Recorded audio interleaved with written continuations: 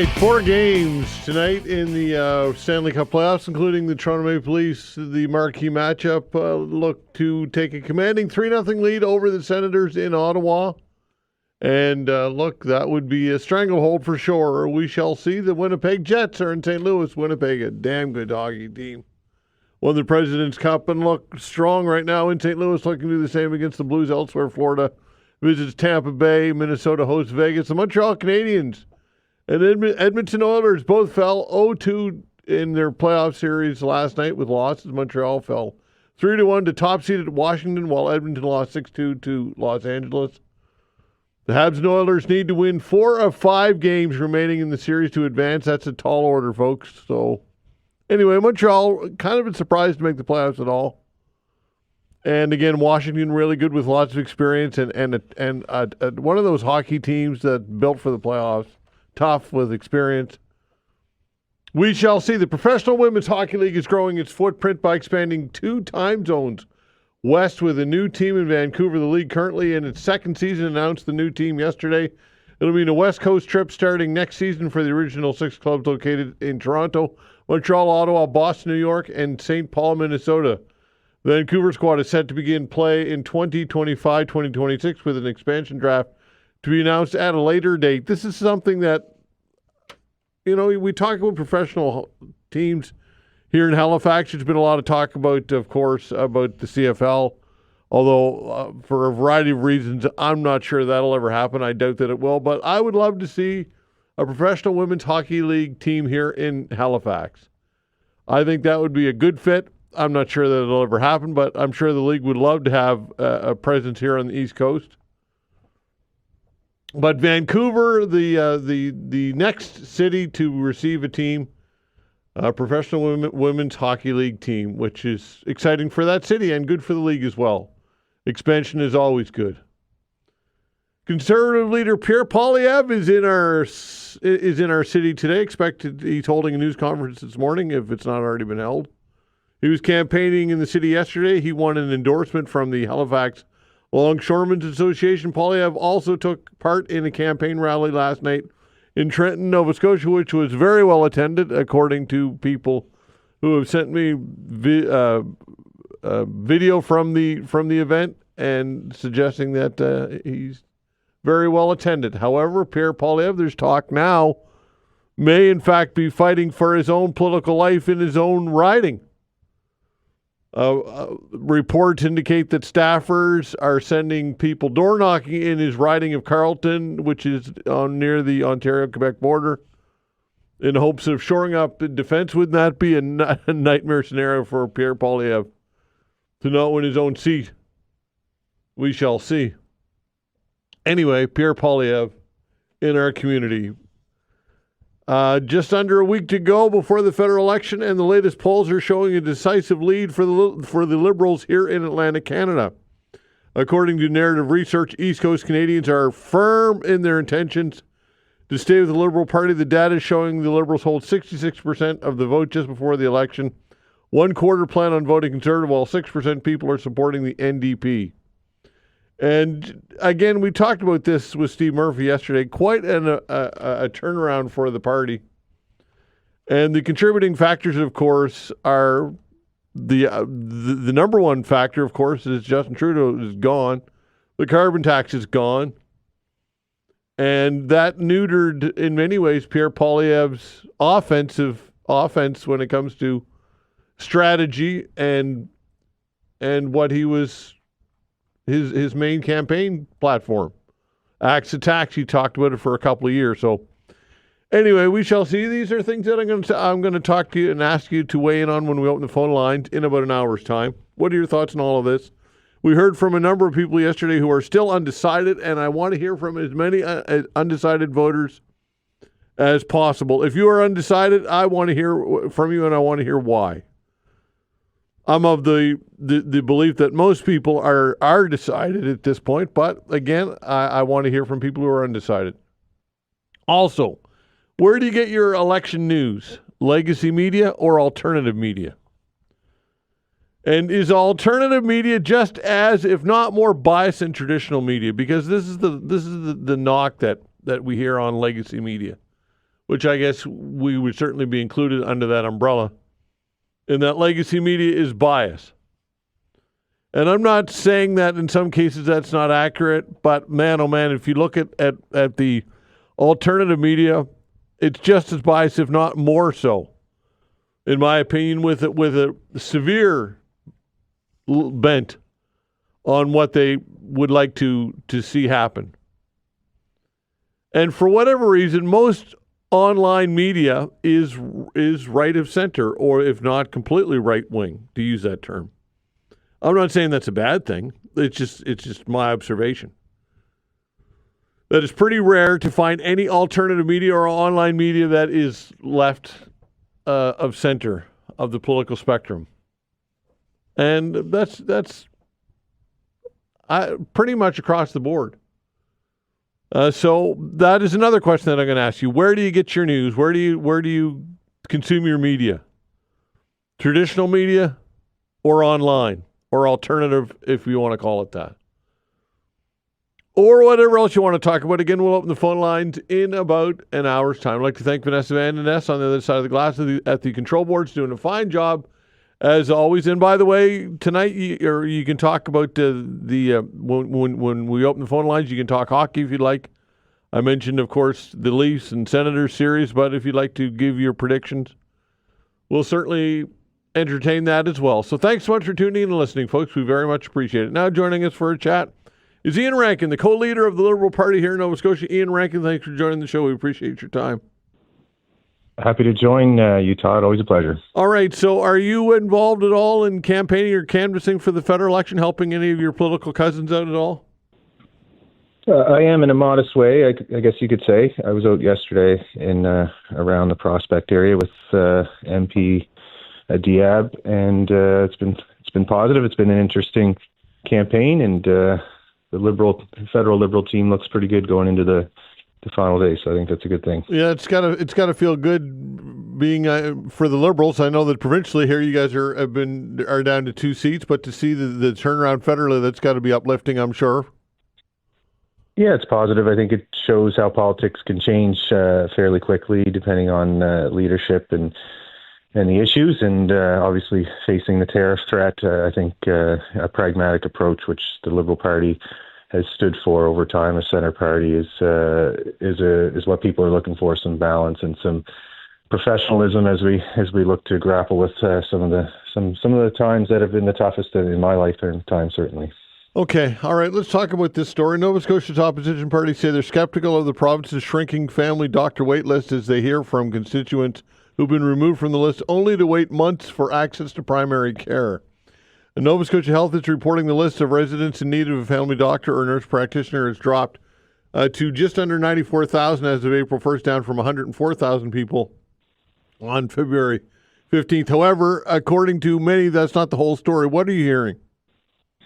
We're hearing from constituents, many of us, that there is people getting called that say that they're no longer on the list and they don't have access to primary care, so they've been taken off the list. And then another somewhat new development is that people are being attached to a clinic that maybe not has opened yet. So they're kind of in another category of a wait list. In my view, you shouldn't officially come off that wait list, certainly for tracking the numbers and showing how many people can't go to a doctor. Today, if you want to book an appointment for a doctor, there are more than the number of people that are being presented on that wait list. And it's good that the numbers have come down, but let's not forget that when the government came in, there were 71,000 people on the list. So I won't celebrate a success with this government until they've at least brought the number down to where it was when they started. It ballooned up to 160-some thousand in the first 3 years of their mandate, and I think they haven't paid enough attention to accessing primary care on a consistent basis. There's a lot of positive things happening around access, and they talk a lot about that, and those are good things around the pharmacy clinics, but we have an awful lot of people, I would say, obviously more people as a number and more people as a percentage of Nova Scotians that can't access a family doctor or a primary care provider to get that consistent care. All right. So to be clear, people are matched with a clinic, but the clinic isn't open yet. Is that what's going on here? That's our understanding from the minister, is that they aren't attached yet, but they're taken off the list. So there's basically a promise to be attached when there's a clinic open or a doctor that finally opens up, but that they can't today pick up the phone and book an appointment and access the care that they need. And this is important for people that have diabetes. They need blood work. They need referrals to specialists. Again, there's different access points through private providers and things like that, but it doesn't really equate to having the right access that people need consistently. All right. So would they be better off to remain on the list until they can actually book an appointment? Might that be a better protocol? That's what we're saying to people. I mean, there's lots of constituents I have that have been on the list for years. So, I mean, the list has changed over time. They've stopped showing where people are in the province that need the most care. They've recently stopped updating the numbers monthly. So there's less transparency on where we sit with this issue. And I just feel that they want the registry to go away. There's changes over time to this, and I mean, the Premier has said himself that this isn't a real good gauge of that it's outdated way of trying to assess where we are with accessing healthcare. And I think the reason why they're saying that is because they don't have a plan to actually reduce the numbers as a percentage. Again, there were 71,000 people. It ballooned up to 160,000, and because it's come down to 90,000, they're celebrating. But we as opposition members don't accept, given the lack of transparency and the anecdotal conversations we're having with constituents, that the number is actually a true reflection of the number of Nova Scotians that can access consistent primary care so that they can get blood work, so they can get all the things that will make sure that they're staying healthy and a consistent primary care provider. And that's what I think we need to stay focused on, opening up collaborative care centers across the province so that all Nova Scotians can have access to primary care in a timely basis. Okay, the health minister says for those stuck in limbo, they can continue to use virtual care, mobility clinics, or pharmacy clinics. What's your response to that? And I don't want to criticize those access points. I do think that they're positive. Even though I'm in opposition, I think it's important to point out positive initiatives. There's been a significant investment in healthcare, I will say that. So, of course, there's going to be some positive outcomes from that. And the access points, frankly, started a lot of it for pharmacies under the NDP. The Liberal Party also brought in continuing to add those scopes of practice to pharmacy clinics. And then this government, has credit to them, has brought in more things like testing for strep throat, these types of things. But that's not helpful for those that really need an appointment with a consistent provider where they can get a follow-up appointment, where they need to get a referral to a specialist. You can't have an appointment with Maple, the sole provider of private care, and expect that they are going to be able to refer you to a specialist. So that's the challenge. I will admit there's some positive things around access, but if you're focusing too much on the access point, then you might not have enough focus on ensuring that all Nova Scotians have access to that consistent primary care. Ian, are you concerned at all that healthcare seems to, it's been my observation, again, anecdotally, that healthcare is seemed to kind of fallen off the radar when it comes to issues. Obviously, we've got things happening in the United States. We've got a federal election, and there are a lot of other things that are at play. But are you concerned that, or do you agree that perhaps it's as an issue has fallen a bit off the radar here? I think it's always going to be an issue provincially. It's a core responsibility, but in the federal campaign, the tariff issue has definitely been, I think, the number one issue, and who's going to be the adult in the room that can then have strong presence with international partners and dealing with President Trump. I think when a provincial campaign comes along in a few years, healthcare will be right back there, unless somehow they fix it. But again, that was the promise. I don't see, in terms of the dollars spent and ensuring that they're effective dollars to improve primary care access, access to the ERs, major infrastructure builds. We're still waiting for the VG. If they stuck with the previous plan, we'd at least have some building open there. And now we have a building that will be much later, more expensive, and less beds. So we will have definitely conversations around healthcare in every provincial campaign. I think just with the situation that's unfolding internationally with trade, with tariffs, that has definitely overshadowed some of the other issues. Okay, when it comes to recruitment, there's been talk about an opportunity to recruit some people from the United States who may not want to work there anymore for what's going on politically. Do you think that that's a potential opportunity for the province here in Nova Scotia as well? Of course, I think everything, because it is such an important issue, that could be. We do hear of Americans that are not happy with the situation unfolding, and I think that's going to continue. If the president stays on this track, they're going to be feeling the economic impact, the cost of living there. You see the impact on the stock market, and people will be paying attention, and that includes doctors. So it's incumbent on the current government to have their people down there and ensuring that they have a plan to recruit for doctors, but for also other labor shortage issues that we have in the province for sure. Okay, Iain, appreciate your time. Thanks so much. We'll do it again. Awesome. Thanks, Todd. All right, take care. Iain Rankin, co-leader, Liberal Party here in Nova Scotia. In the wake of the U.S. tariffs, Nova Scotia academics call for food to be part of national defense. We'll get into this when we come back. Saw this story recently on the CBC website. The headline, in the wake of U.S. tariffs, Nova Scotia academics call for food to be part of national defense. Canada needs investments in domestic food production distribution, according to academics. Joining me to discuss all of this is Karen Foster, Associate Professor with Dalhousie University, who studies food systems and rural communities. Karen, thanks for joining the show. We appreciate your time. Yeah, thanks for having me. All right, this is something that I must admit that I haven't given a lot of thought to, but it certainly I should have, because it's pretty evident that it would be a real vulnerable point here, right? Mm-hmm. Yeah, and it's funny because I think that's been the reception of the idea, is that it's kind of a no-brainer, and yet we don't often think about our food supply and food systems as a key part of our national defense. Why do you think that is? I'm really not sure. I do notice, however, that local food has been kind of weirdly politicized and partisan. You can see it in some of the comments on the CBC article that you were referring to.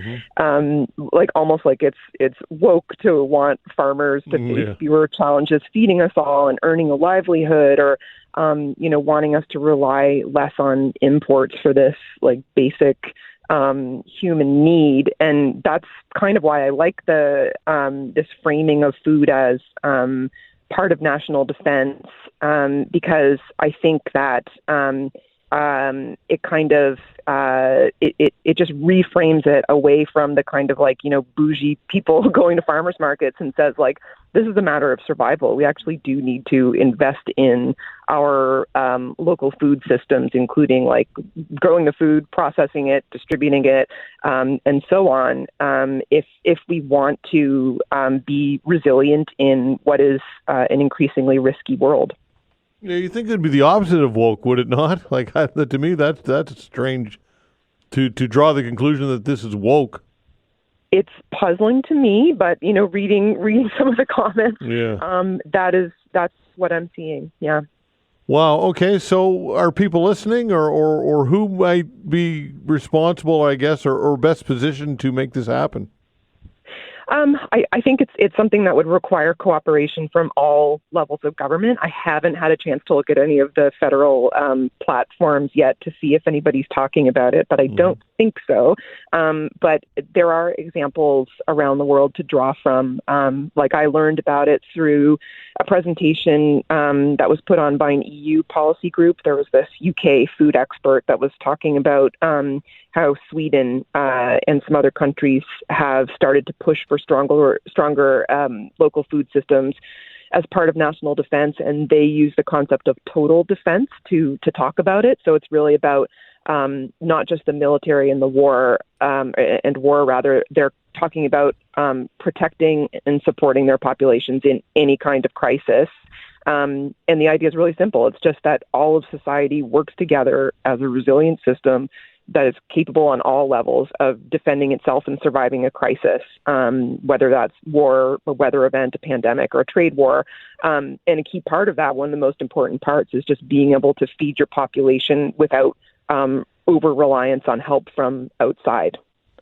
So the idea is out there. I think I'm hearing that there are more countries than just the ones that have kind of, said it out loud and put it on paper, that are starting to talk about total defense as a way of kind of aligning a lot of different systems towards really supporting populations and reducing reliance on other countries.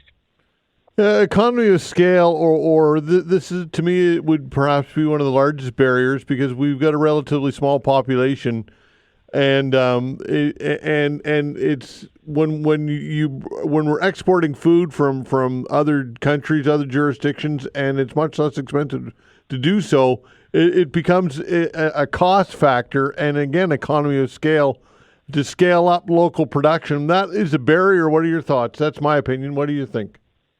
It would require investment. I don't think that, something like food, when we get into this question of is it profitable? Right. It's food, we need to be able to eat and support ourselves. And we have seen that we have increased our reliance on imports to feed ourselves. And our farms have had to increase their reliance on exports for livelihoods for decades, and not just because it's kind of like the natural thing to happen. It's because of policy that has pushed us in that direction. And we're seeing that that's risky now. That if some president somewhere else in the world decides that there's 100% tariff on something that we depend on, we're screwed. So I think we kind of have to weigh those unpredictable costs against the cost of investing in something that we can really rely on to satisfy this basic human need. Yeah, there's so many variables and so many tentacles to all of this. When you talk supply chain, you got fuel, you've got machinery, seeds. There's so many things that we would need to consider here. And I'm not suggesting that's a reason not to. I would say that would be a reason to have even more of a sense of urgency with this. Yeah, and that's why scholars in this area talk about food systems. It's not just farms. It's all of these pieces around logistics and, like you said, seeds, the labor. Everything has to work together. So it is a really big problem. That's why I think it does require input from all levels of government and society. But what research in the area and food activism shows is that it really does begin at a community level. There's localizing things has the effect of kind of reducing the complexity that you're talking about. How much role does government have in this, do you think? I think it has to have a large role, largely because of what we were just talking about, that this is not something that the market alone can be left to solve. You don't do that with basic human needs. Exactly. Housing would be another example of that, I suppose, eh? Mm-hmm. I think so. Yeah, for sure. Okay, very interesting, Karen. Thank you so much for doing this. Interesting chat, and let's talk again. Yeah, thanks so much for having me on. All right, take care. Karen Foster, Associate Professor at Dalhousie University, who studies food systems and rural communities. This story, folks, people have almost died. That's the headline. Soaring Nova Scotia lobster fishing tensions revealed. We'll get into this when we come back.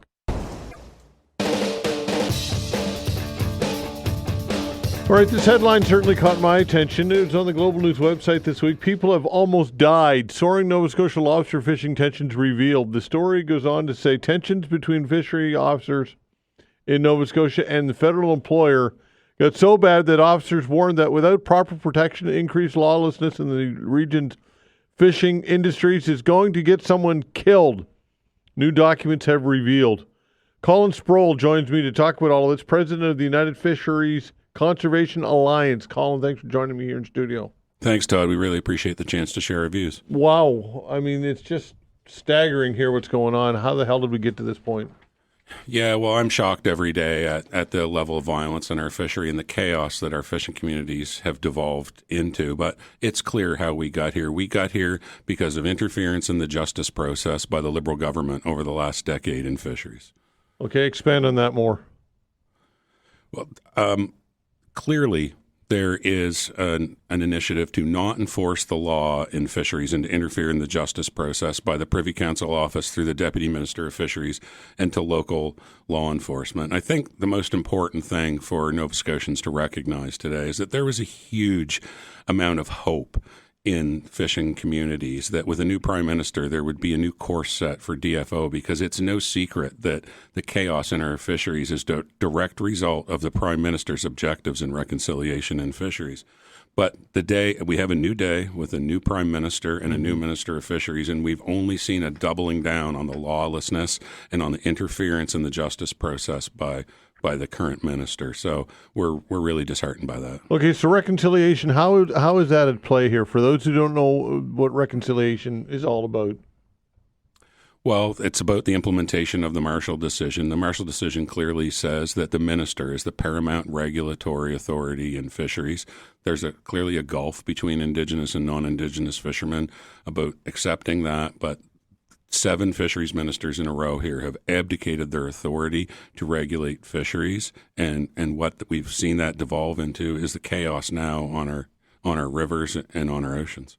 How bad? Give me some examples. You were talking about the poaching and wide nets being spread right across the entire river system. Tell us about some of these examples. Yeah, well, I've seen examples shared on social media this week of fike nets stretched across entire rivers, catching everything that's coming down the river. And the important point here is that elvers, lobsters, which is what we're really advocating for at the UFCA, they don't care who catches them. And if somebody doesn't soon take appropriate, responsible action here, they're going to be gone forever. And all communities that rely on them will suffer greatly. What type of time frame? What are we talking here if this goes unabated? The time is now. We've seen a large amount of our members have to sell their enterprises within St. Mary's Bay, and we've seen this huge outmigration of fishing enterprises and resultant jobs from the St. Mary's Bay area. We saw the closure of a huge lobster processing facility, one of the largest ones in the Maritimes, and the owners cited a lack of product to process. So the time is now, and the impacts are right now. And all Nova Scotians should understand how important the lobster resource is to their prosperity. It's our largest employer, it's our largest export, and our biggest economic driver. Okay, we've heard from some academia it's saying that it's not a big deal, that First Nations can't impact the lobster fishery. They don't have the numbers to do so. What's your response to that? My response to that is that the scale of the illegal activity now is just massive. It's taking place year-round at an industrial scale. And those people that said those things back in 2020 really debased themselves. They're not fisheries conservation biologists, and they were clearly saying it for political motives. I think their position has since been discredited by science and by facts. Okay, so when it comes to DFO and their ability to do their job, what needs to happen? Do they need to be armed? Do they need to be given body armor? Do they need to be given what are the contributing factors that need to come to play here? Well, let me be clear. First of all, fishery officers deserve to be supported in every way when it comes to their safety. This government has made a pattern of ignoring the safety of fishery officers, whether it's damage to their hearing or threats of being shot in the night. The government has not taken their concerns seriously, and we do not see the fishery officers as part of the problem here. They're the only solution. The problem is their oversight, but that's where we get to the most important point here is there's been a lot of talk about the need for more resources and enforcement, but no amount of resources can solve the problem without the will from the Prime Minister and the Minister to enforce the law equally to all participants in the fishery. Okay, but enforcing the law at some point when lawlessness gets out of control, I would think that it's going to be, the longer this goes as is, the more difficult it's going to be to get it under control. I think that's pretty clear. What are your thoughts? No, I think that's entirely clear, and I think that the misleading statements made by fisheries ministers like Minister Jordan and her successors, and the lack of law enforcement is certainly exacerbated the problem. And so we're really hoping for a reset after the election and a new direction from a new government. We've engaged in very significant government relations over the last few years and pushed for responsible, lasting regulatory oversight for fisheries in all of the major parties' platforms. So are lobster fishermen and their families being threatened? Certainly, fishermen are being threatened. People that speak out against the illegal activity are being threatened, and groups of illegal fishermen are threatening each other and with guns and knives and fighting on the rivers. Really? Turf war? Our conservation officers, C&P officers are being chased by armed groups. We've seen threats against their lives, shooting at them. So it brings us back to the point that we need to have that lasting regulatory oversight.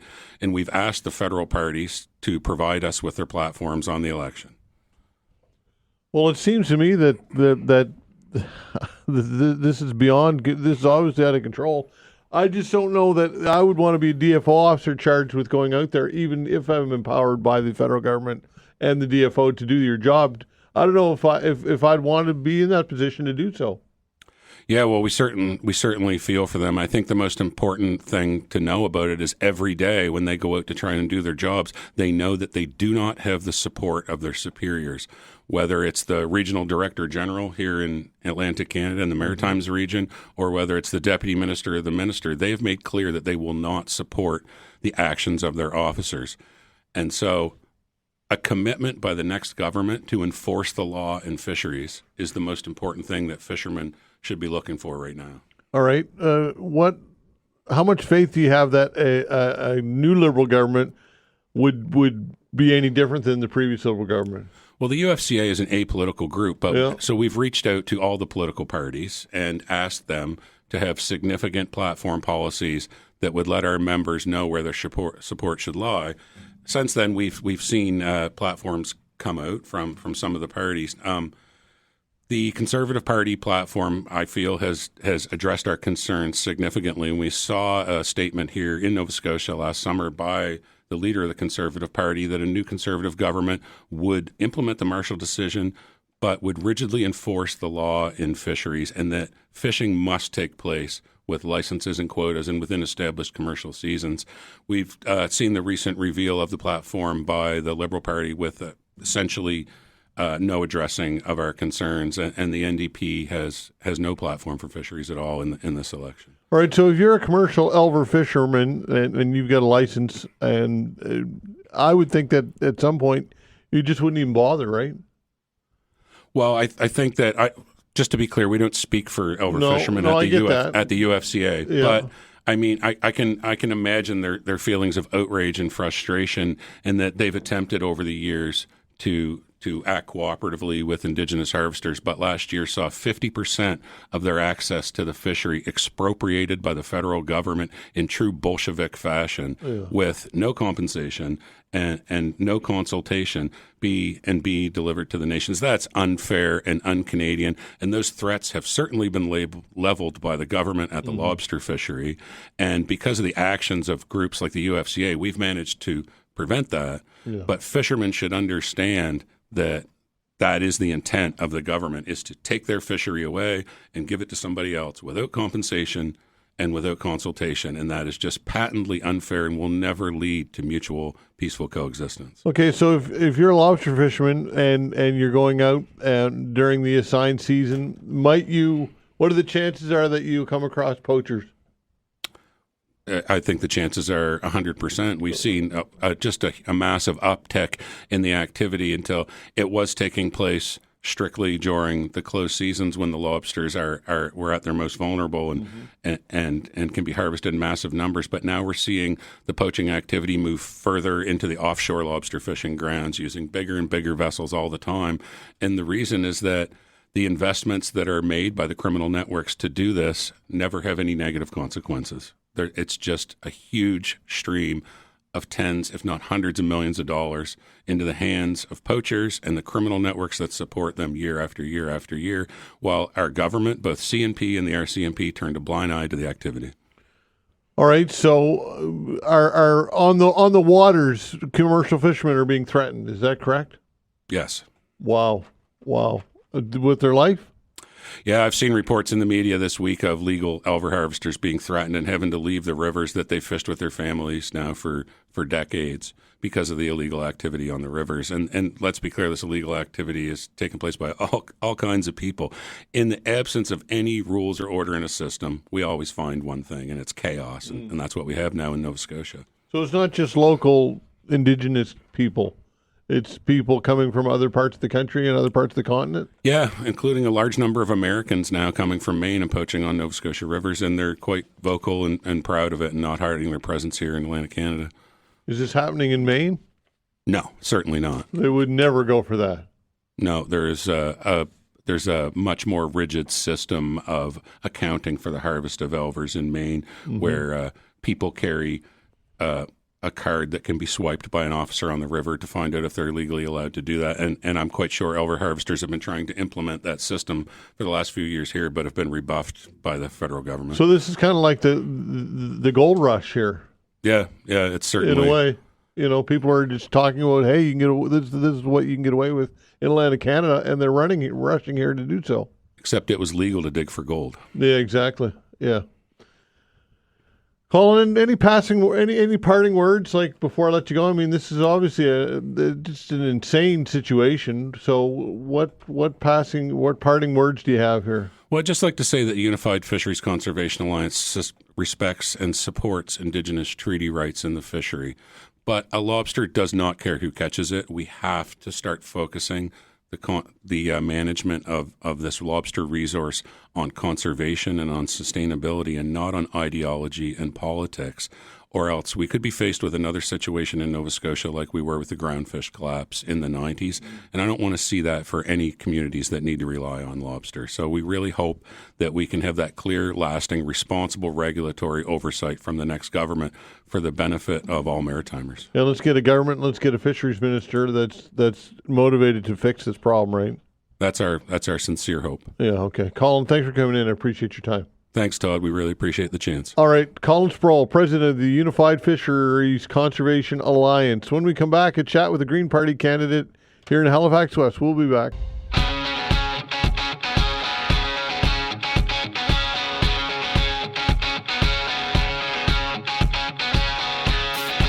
All right, we've got an election coming on Monday. The federal election, hard to believe. Time flies by. We've been chatting with as many candidates as we possibly could. Vanessa's done a great job with outreach, and have the opportunity now to chat with Ron G. Parker, Green Party candidate for Halifax West. Ron, thanks for joining the show. We appreciate your time. Great to be here, Todd. All right, so tell us a bit about yourself, I guess, and let everybody know a bit about you. Sure, all right. Well, I've been a member of the Green Party provincially and federally for a while now, several years. I've lived most of my life in Nova Scotia here as an adult, and a true maritimer. I grew up in New Brunswick, PEI here. Also in Cape Breton as well. Okay. I got to make that distinction. Sure.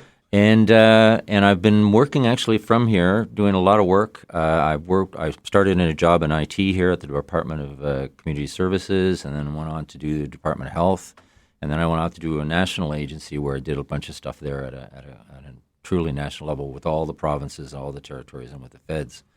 So a lot of my experience around that has made me well equipped, I think, for this role that I want to take on in terms of being a representative for Halifax. Okay, why the Green Party? What is your draw to the Green Party? Oh, okay. Well, I mean, I'm not an environmentalist per se or an activist in that sense, but I've always had a great concern. I mean, I grew up on a farm, and in the summers, I have a very strong affinity for natural life, etc. But one of the things that affected me very strongly, 2006, and then again in 2010.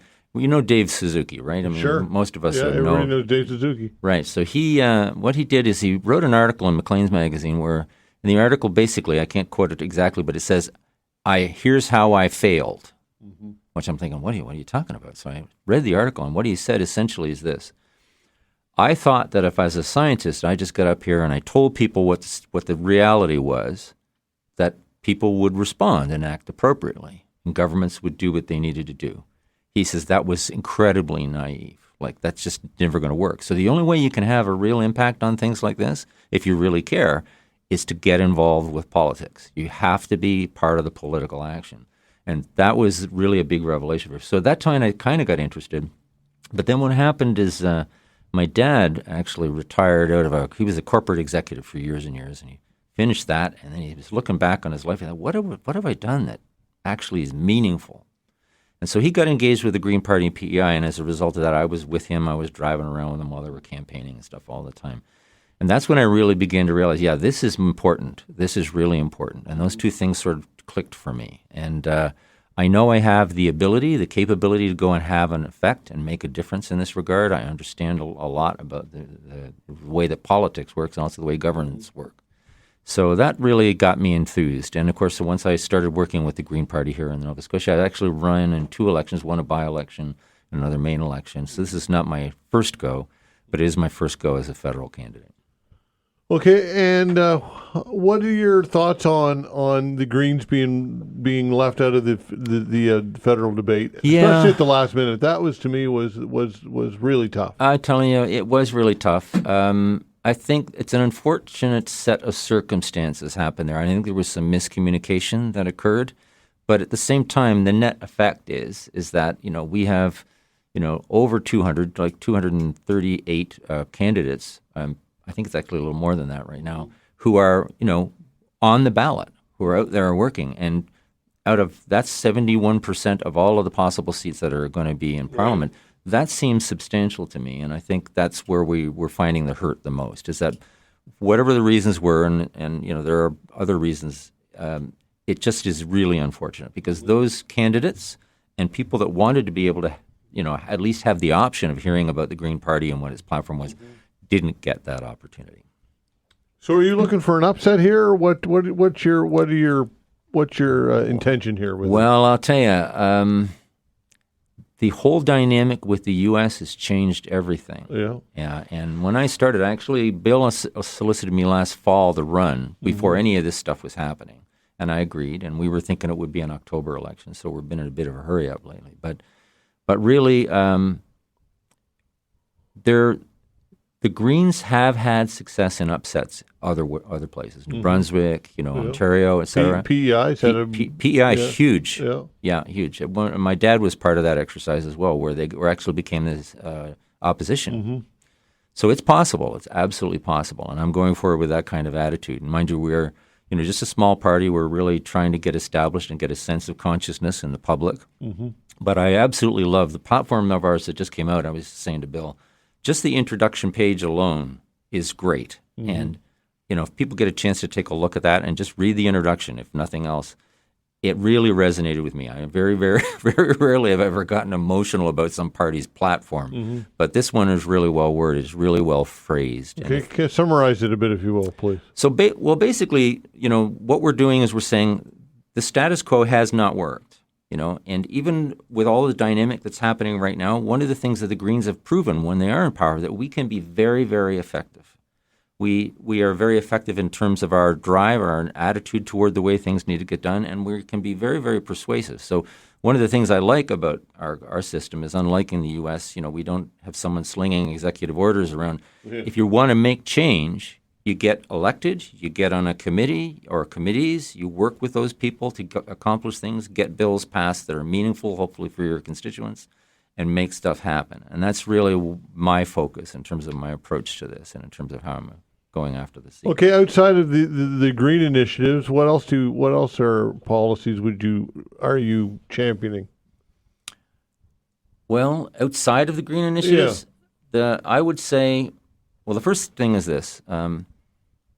As a representative for Halifax West, first job is to represent that constituency in its entirety. If you win, you're not just representing the people that voted for you, you're representing the constituency. So you go to the constituency and you say, what are the things that are urgent and important to you? And as much as possible, you work on that. And one of the things I like about the Green Party is I'm not told what I have to do or not to do around policy. I have the ability to make those decisions myself and work for them. So on that note, the biggest things I think in Halifax particularly, housing costs, the burden of even the people that have houses in terms of their ability to keep them, supply chain. I am really worried about this, okay? Like when we had COVID, and I remember one day I was standing in this queue outside the grocery store thinking, I'm hearing there's only 3 days worth of food in the city at any one moment in time. this is crazy. Yeah. That's just crazy. So that would be two big things on my mind that we really need to get remedied. And then there's a bunch of other things that are related to that. And they're very aligned with the Green Platform. They're just where I would emphasize. Okay, Ron, if people want to know more about you, they can check it out online. Direct people to find out all things Ron G. Parker online. Right on. So just go to greenparty.ca. And you'll see a thing called, candidates. Yeah. Click there, and you click on Nova Scotia, and I'm in the list. You can go there, and I've got my public media, social media stuff there as well as a profile. And also, you can find, of course, the plan, the Green Party plan, which is nice. Each of these plans is a very short synopsis, so you can go through this content really quickly, and it's very understandable. And then, of course, you can also get a sense of what I'm about. And also on my cards that I'm passing about right now, I even include a link to my professional LinkedIn page online so people can see what my history has been, the kind of work I've done before. Okay, and lots of door knocking between now and Monday for you. I'm sure. It's going to be crazy, yeah. We've been doing a lot of walking. The legs are getting tired. All right, Ron, thanks for coming in. Great meeting you. Sure. Good luck. Great to meet you, Todd. Thanks very much. All right, excellent. Ron G. Parker, running for the Green Party in Halifax West. Your calls when we come back. Thanks.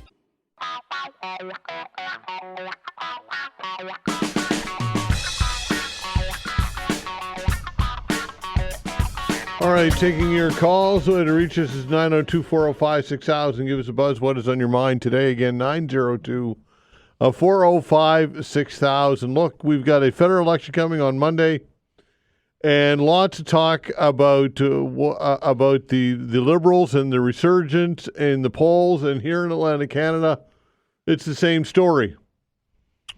Just under a week to go, and the latest polls are showing a decisive lead for the Liberals here in the region. According to Narrative Research, the East Coast Canadians are firm in their intentions to stay with the Liberal Party. The data is showing that the Liberals hold 66% of the vote just before the election.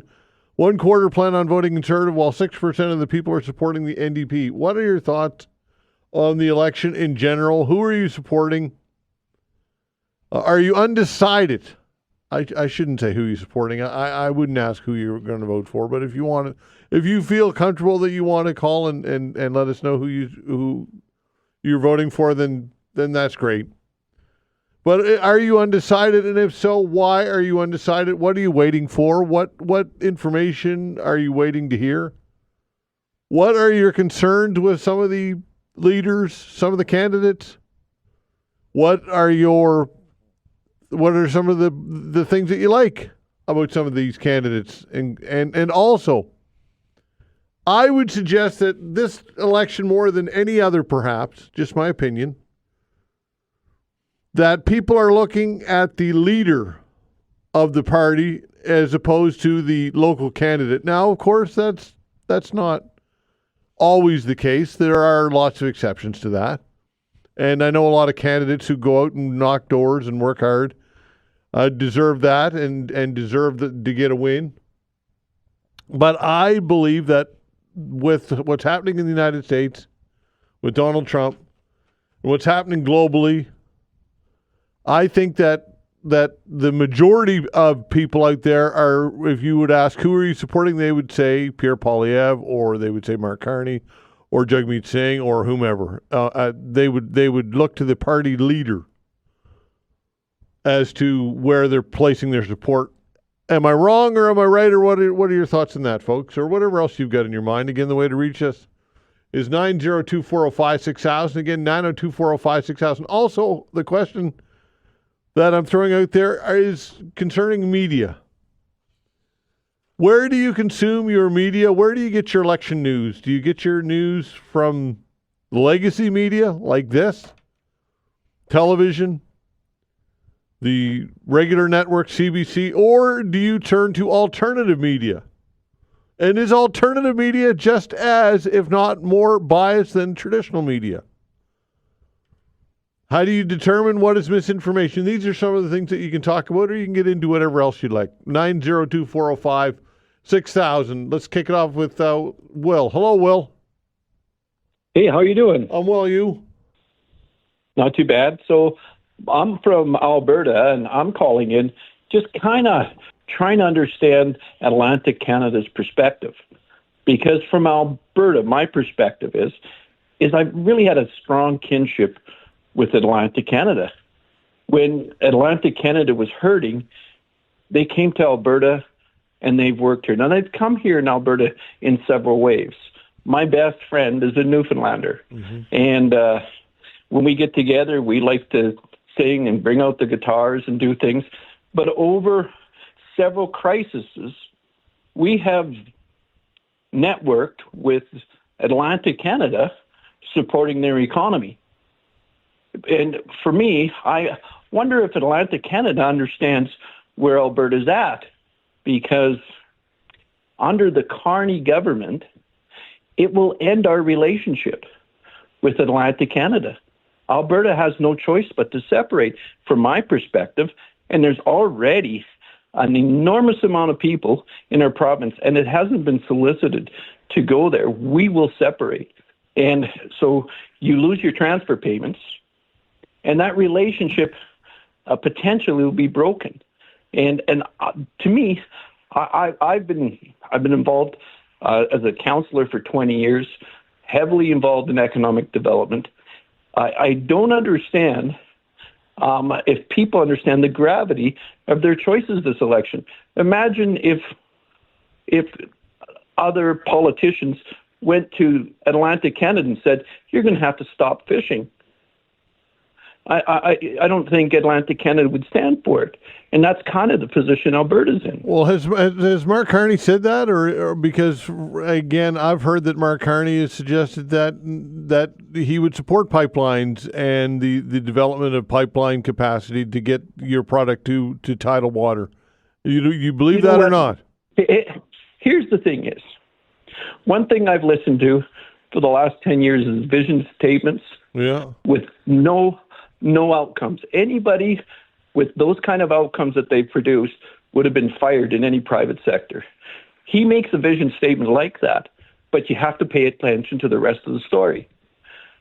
He will attack the oil and gas industry with taxes. Sure, he'll take it off the consumer tax, but he'll load it up everywhere else. So he'll attack this industry. Our premier has already said, "We don't trust you. If a Liberal government comes in, we're separating." And there is no process to logically not conclude that. And this whole thing, now I know everybody says trust the science. There are 31,000 scientists that have a petition against the United Nations platform on global emissions with carbon. NASA themselves say that carbon is benefiting the planet. 10 years ago, they said we were going to be all a desert. Well, that's not happening because carbon is greening the planet, and even the deserts are greening. So there's a whole, I guess, narrative that's being taught to people that is false. And let me put it to you this way. Carbon gets a measure of one on all the gases that are out there. And everything else is a multiple of it. So if we were dealing with global emissions, well, you should look up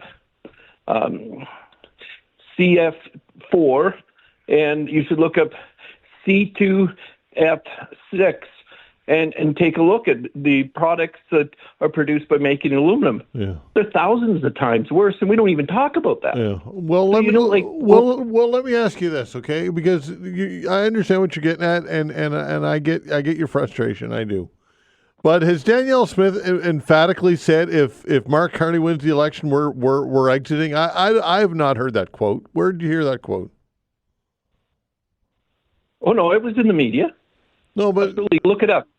No, but I mean, I'm just saying, for me, yeah, you have to realize, even if we don't separate, Alberta would go from a have province to a have not province. We're not there. Listen to what he's saying. The mandate is to replace our oil and gas industry with renewables. That is their mandate. Now, I don't know if you realize this. Oil and gas industry just isn't oil and gas. there are 6,000 products that are made from our oil and gas sector. So you don't affect one industry. Yeah. Like just the very first thing you knock out, I used to be a gas plant operator. I'm a power engineer. I've done lots of jobs. I have a lot of technical background. I also have a lot of experience in economic development. But when you knock out, the first thing you knock out is sulfur. Well, we use sulfur for all kinds of products.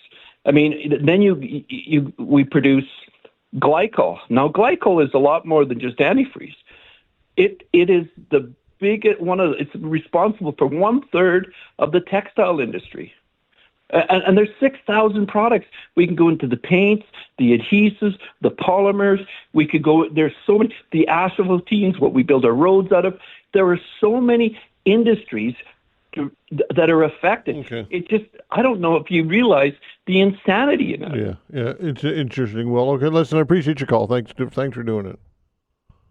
Well, I appreciate it. And if anybody, I would love to hear, like, how people get there, because do they realize that they're making the choice to divide Canada? Do they realize that when Atlantic Canada needed help, Western Canada was there for them, particularly Alberta. We've been carrying the load. And in this election, Atlantic Canada is saying, we don't care about you. We care about CBC. Well, we care about them. But CBC in themselves have been very biased in their reporting. Right. Okay. Well, they passed. I appreciate your time. Thanks for the call. 902-405-6000. We'll continue with your calls when we come back. Facts. All right, continuing with your calls, 902-405-6000. Hello, John. Good morning, Todd. How's the day going? It's going all right. How are things over at the barbershop so far today? Quiet today. It was steady yesterday, so I'm going to this is my bad dad joke of the day, so I'm going to do my barber poll for my polling. How's that? Oh, bad dad joke. Bad one. Anyway, go ahead. So anyway, with my customers, I find I get like a lot of like fairly rich baby boomers. They're not rich, but they bought their house in like 1970, and they don't understand how people can't make it because interest rates were 20% in their day, and blah blah blah blah blah. The young people just need to work harder. Those are the bunch that are voting for Trudeau. I'm sorry, not Carney or what. But anyway, I was at the Polyev rally last night in little old Trenton, Nova Scotia, and I sent Todd the footage. The lineup was close to 3 hours long to get into it. There was 4,000 people at the tiny Trenton rink. It was just jam-packed. And what I noticed, the people that were there were people, I met one kid, he's a dairy farmer. He makes almost $30 an hour, and he can't move out of his parents' place. So it was a lot of blue-collar people that are suffering, can't move out, some seniors that were suffering. There wasn't like any people there that had like a lot of money. It was just like regular people. There was one woman there. She had like a giant copy of her pay stub for a construction company that she worked for. And like every month she's only taken home, $2,000 something after working overtime and this and that. I can't remember like all the deductions that she had. But anyway, the point is there's a vote divide between the people that are comfortable and the people that have suffered the last few years. Is what I'm saying, and that's what I saw with my own eyes, and what I'm seeing and hearing. The more comfortable people are voting Liberal, and anyone that's struggling seems to be going to the Conservative. And in terms of what media I'm using or what, I highly recommend out there if anyone's listening. It's a YouTube channel. It's called Northern Perspective. The guy's name, it's a husband and wife. The guy's name's Ryan Davies. Yeah, I've watched it. He was the guy that blew the lid off the ArriveCan app. Mm-hmm. He was the guy that leaked it out, that was working for the government with that scandal. Mm-hmm. And what had happened is the government actually said you have to cease and desist your YouTube channel or you're fired from the government. So anyway, he basically told him to go pound sand, and then he kept doing his YouTube channel. But I think he has a lawsuit going on for wrongful dismissal or something. I don't know, but his channel's good. But that's my polling. I'm 50-50 on the election, Todd, and that's why I'm skeptical of the polls from what I'm seeing, hearing, and what I saw at that rally last night with my own eyes. Okay, John, appreciate it. See you soon, pal. You too, buddy. Okay, take care. 902-405-6000. Hi, Gary. Good morning, Todd. Hi there. Yes, I was just, listening to a podcast with Steve Murphy's commentary yesterday while you had him on. And, Yeah. I got a lot of respect for Steve Murphy and what he says. He's Murphy's logic. He always seems to be right. Mm-hmm. And but when he made the comment about Halifax needing the stadium, that kind of made my hair on my neck stand up a little bit, because as you know, I've always been against the stadium. But he qualified it by saying there shouldn't be just a stadium for sports, and it should be an entertainment thing. But you know, Todd, I'm so fed up with money being poured into sports and the scandals that are involved with it, and the big payouts for salaries, and people like and good luck, and good on them. They're entertainments. They're entertainers, that's for sure. And Taylor Swift is another one. And I don't know where people get money to go to these events, but if there's going to be a stadium in Halifax, and I'm really tired of seeing the Wanderers grounds locked up away from the public just for the sake of Derek Martin and the fans that want to go and see the soccer and everything. But anyways, if there's going to be a stadium, let the business community step up. Let them buy the land. Let them pour their own money into it. Mm-hmm. And those that want to go to these events, well, buy some stocks in it. Why should it be the public that supports these things? It costs. It's never beneficial to the public, and there's been all kinds of arguments that says that. You had people on not only your show, but Rick Howe, God bless his soul, when he was alive. Yeah. That all came out against it. So, I agree with Steve. Maybe we should have a stadium, but not at the taxpayers' expense. And that's all I have to say about it, Todd. Let the business community do it. It's up to them. Okay, Gary. Appreciate the call, pal. Take care. Yeah, you take care, Todd. Okay, 902-405-6000. Roy, hello. Hey, how you doing, Todd? I'm well, you? Good. Todd, the caller from Alberta, he just made a pretty silly statement saying that what if politicians came out east and shut down the fishery? Well, they did in 1992 with the stroke of a pen. They wiped out 40,000 jobs in Atlantic Canada, mostly in Newfoundland. Well, they had no choice. The cod stock had collapsed, right? True, but 40,000 people were automatically out of work, roughly 40,000 people. Yeah. And most of those 40,000 people are now making Alberta rich in Fort McMurray. I know, because I'm from Newfoundland, and 90% of my family lives in Fort McMurray. Mm-hmm.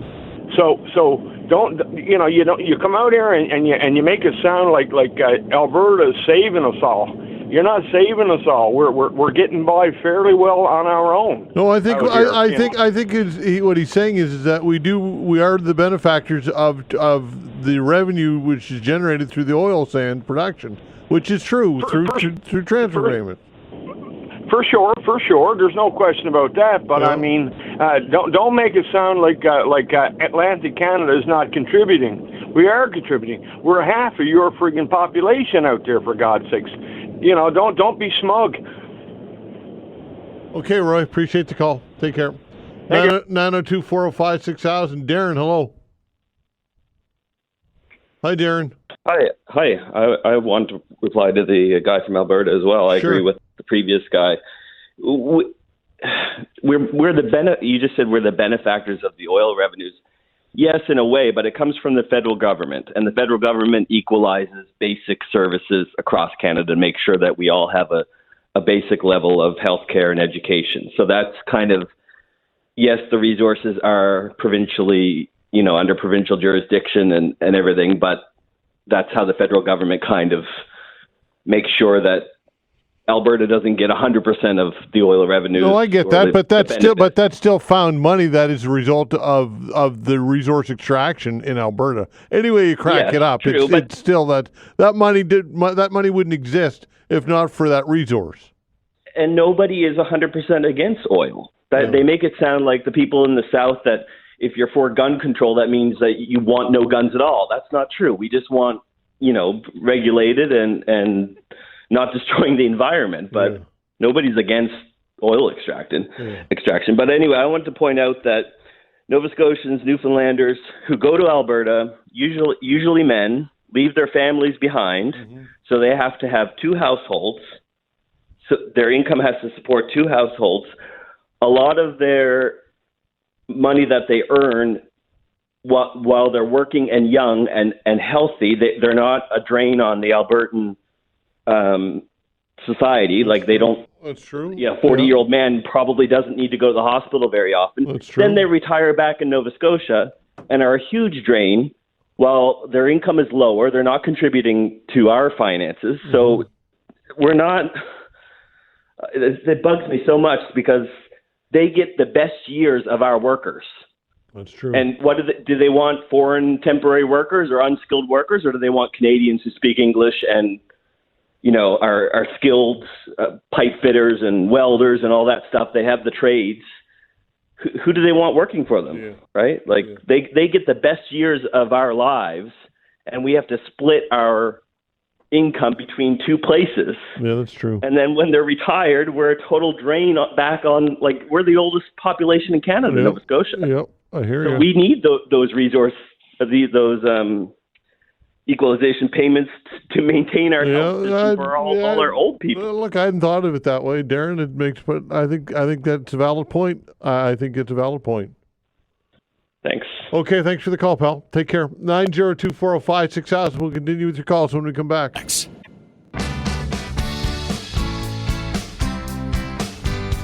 Taking your calls. The way to reach us is 902-405-6000. Quick email from Ken, then back to the phones. Ken says both of those guys talking about Alberta basically just stated that without Alberta and oil production, the East Coast people won't have any work. It is called Fort McNoofy for a reason, so anything that happens to the oil patch affects the East Coast severely.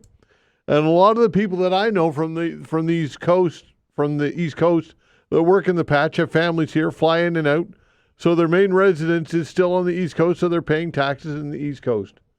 That comes from Ken. Thanks for sending it along. 902-405-6000. That's the way to reach us. Again, 902-405-6000. Let's see where we're going next. Let's talk to Ken. Hello, Ken. Hi, good day, sir. Hi there. The first thing I would like to talk about, if you don't mind, is the carbon tax. Sure. You said earlier that Carney got rid of the carbon tax. The carbon tax is still on the books.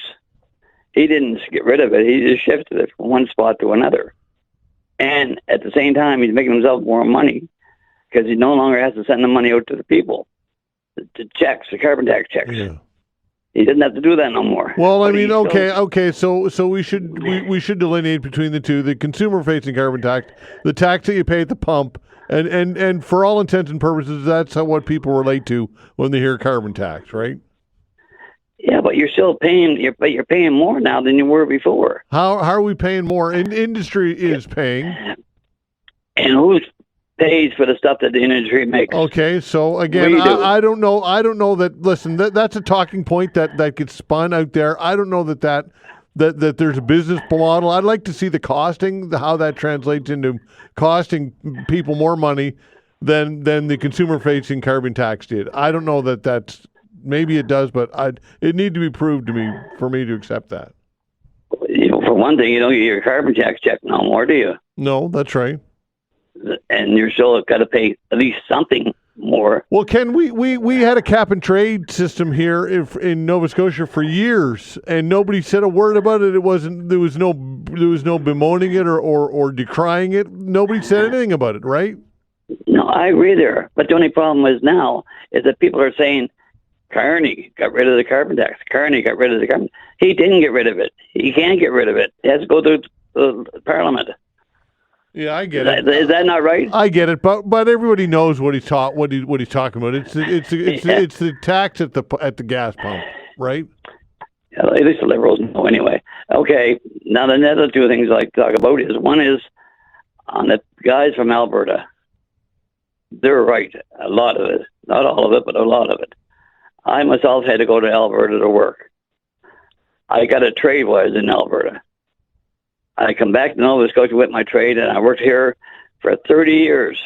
After I come back with my trade, paying high taxes. I bought a home. I pay high taxes on it. So I can't say anything bad about Alberta, because if I hadn't went out there, I wouldn't have never got my trade. I would have been downtown in the park, sleeping in the park. I know that, and so do a lot of other people. So that's another thing. So people that's on Kearney's side, you be on Kearney's side, that's fine. But you got to wake up. That's all I got to say. Thank you. Okay, thanks for the call. Take care. 902-405-6000. Will wanted to give a quick clarification of something. Will, go ahead. Yeah, I think there's a couple of points. First of all is, I want to be very clear, is I don't want anybody in Atlantic Canada to think I don't love them. I do. It's one of the things I was hoping to be able to take my wife to. I'm waiting for a double lung transplant. And, if you cross your hands in front of you, put your hands on your chest, the part your hands touch, that's about all I have left for lungs. So, yeah, the reason why I'm calling you is because I'd sooner be working, but I can't.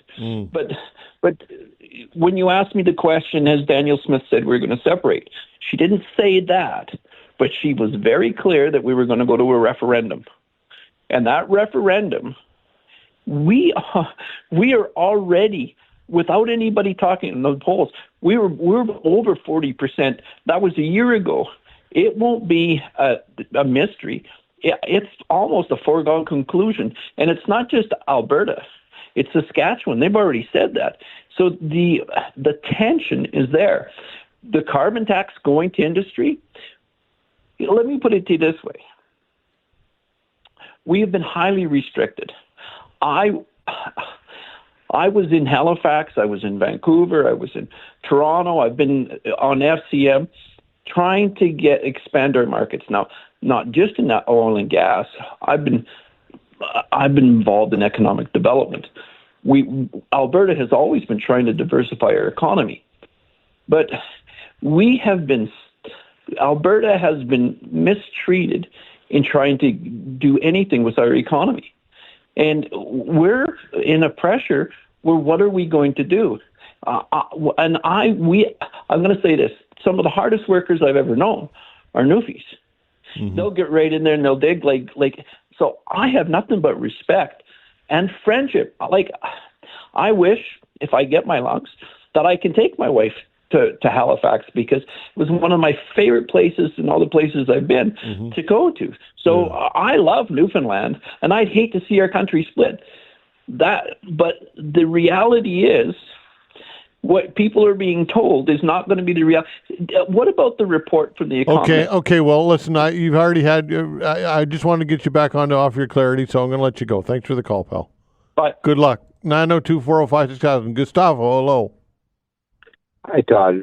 Thanks for taking my call. Sure. I am a big fan of your show. Thank you, sir. So I was yesterday at the Trenton rally for the Conservatives. So I want to speak some things about that, but first I wanted to follow up on Will. So I don't think he was a smug at all. I think his concern is very reasonable, and a large amount of voters have not waken up to what is at stake within Alberta's and Saskatchewan separatism. Yes, they'll hold a referendum. That's already very dangerous.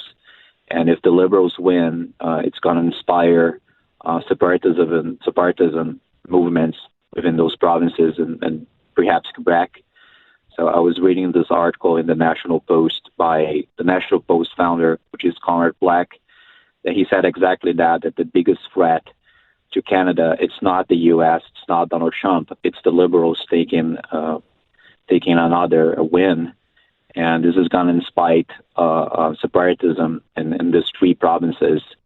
So I think Will was just trying to point out what is at stake at this election that most voters have not realized, the conservative voters, I mean. And it's not been a topic of discussion within debates and rallies. I think maybe because the conservatives don't think it's beneficial for them to bring up that discussion. But yeah, I understand so I am here in Nova Scotia, I'm Atlantic. I live in Halifax, so I don't feel offended by what he said, and it's a real concern, and Alberta has been feeling like they're being ripped off. And also the Liberals have, they approved Bill 69, which, the Impact Assessment Act, and which have been largely impeding development within the oil industry. And the Liberals will keep up with the Bill 69. The Conservatives are promising to repeal it. So I think a large amount of voters have not waken up to that.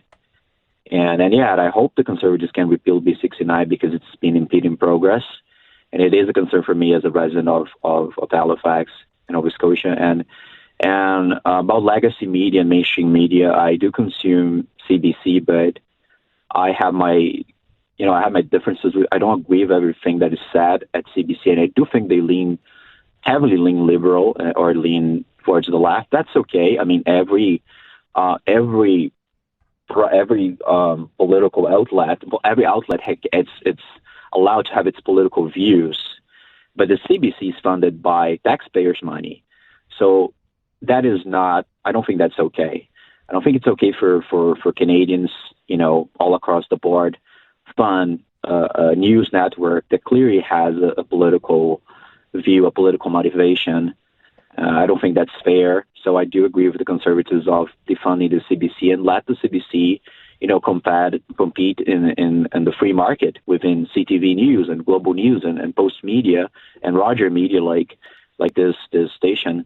And I do. I like the National Post. I think they are heavily leaning towards conservative views, and that's okay. I mean, there's no problem with media, but the problem is when the public's, the taxpayers' money is backing it up, it's funding it. I think that's a real concern. It's really unfair. Yeah.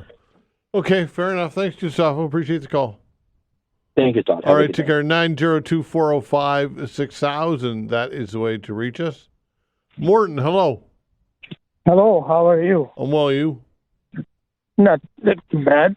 I was listening to your show and heard something about Sean Fraser. Yeah. Does people know? Somebody said he's a farmer. Sean Fraser, when he was minister with the Trudeau government, does anybody know how he was part of the game plan that extradited a whole concession of farmland in parts of Ontario? And the fact was, it was all done under the table, because the provincial government at the time supposedly never said nothing. Mm-hmm. Regional manager Karen Redmond, supposedly, she knew all about it. And at the last minute, all these farmers with 2, 3, 4 generations in this farmland, and this whole township, in this concession, were told that you're done. Some of the farmers, they had their fields planted, and instead of letting them harvest them in the fall, they went in and hired somebody, and they went down and flattened hundreds and hundreds and hundreds of acres of crop. It's Mr. Sean Fraser, so he's not as facey as he is. He's two-faced about everything, and he's not as nice a guy as people think he is. Okay, thanks for the call. 902-405-6000. We'll continue with your calls when we come back.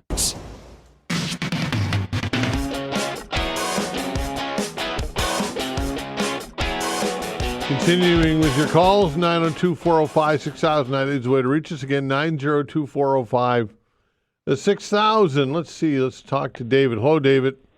Hi, Todd. Yeah, I just want to talk about the federal emissions cap and why it's a good thing, and especially in relation to the responsible use of methane. Basically, methane, it's a useful low-carbon bridge fuel, and so, it's very good, replacing coal and even oil and stuff like that. Now, the problem, and it's sort of big criticism, is that methane is 80 times worse than CO2 if it's emitted into the atmosphere. But the thing is that this isn't the direct result of using methane and sort of leaks from sort of end-use appliances and stuff like that is actually from the production of oil and gas. So especially down in the States, a lot of their oil and gas infrastructure is almost 100 years old. So there's old leaky pipes, there's old leaky compressors and stuff like this. And these are, responsible for huge amounts of methane being dumped into the atmosphere. In times past, to detect those leaks, you had to have crews on the ground with special sort of sensor sniffers and stuff. It was very time-consuming, very expensive. But now with modern technology, they have aircraft, and they can just basically fly over a region and pick out all these sort of sources of emissions. And the thing is, it's typically like a single point source, so it's sort of one failing piece of equipment that's just resulting in a sort of, huge amount of methane being released rather than sort of many different, so small spots and stuff like that. So the thing is that, like, the methane problem is really easy to fix. And so the federal emissions cap of like 40% reductions in methane is actually very, very easy to do. So it's sort of, if we're going to go forward and make use of methane as a sort of low carbon, bridge fuel, for, cleaner energy use and stuff like that, but also an important sort of economic engine for Canada, then it's sort of having an emissions cap in place, just making sure that, the companies do their sort of bare minimum basic due diligence and sort of preventing, these sort of large emission sources is a good and reasonable thing. So there's not really going to be a lot of pain imposed by the federal emissions cap on the sort of Alberta oil and gas sector. And a lot of these things are just, easy problems that could be fixed that just aren't getting fixed. And they just need that little bit of nudge to make them go ahead and do it, which is sort of the purpose of regulations and why we have regulations for all kinds of things, ranging from, housing to electrical appliances and what have you. So, Okay. Thanks, David. Appreciate your comments. Thanks, Todd. All right, take care. 902-405-6000. George, hello. Morning. How you doing there? I'm doing well. You? Yeah, I'm doing well myself. Thanks very much, and congratulations. I spoke to you before, and I forgot to mention that. Thank you. On your, you're getting married there. Thank you. Listen, Todd, I voted Liberal lots of times over my lifetime, and I really can't believe how fickle people are now. Because 6 months ago, before Carney, the hate for the Liberal Party was real, and it was in the polls. It reflected everywhere. People were talking about it. Mm-hmm. And now we got Mark Carney in there. And what does he do? Because he's the de facto prime minister. He hasn't been elected. Mm-hmm. He cut the carbon tax because he knew that the carbon tax was a conservative idea, and he just stole their thunder. So now all the Liberal haters are jumping back on the Liberal bandwagon. You're saying the carbon tax was a conservative idea? No, to access. Oh, right. Just to access. And I mean, then Carney, because he's a de facto prime minister, he has the power to do that. Like Mr. Poilievre couldn't just say, well, we'll access. You have to be in the government to do that. The party in charge. But anyway, all I can say is this.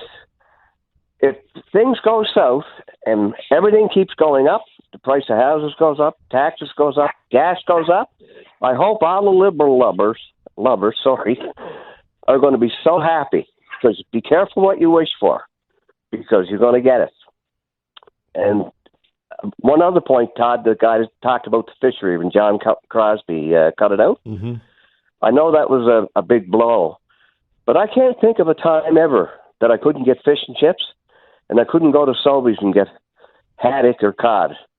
It's not like you ever went into a grocery store anywhere and couldn't buy that stuff or any other fish item as far as that goes. Well, I mean, let's not minimize the impact that it had on Newfoundland and it had families. A big impact. Yeah. But as a consumer, I could always get the stuff.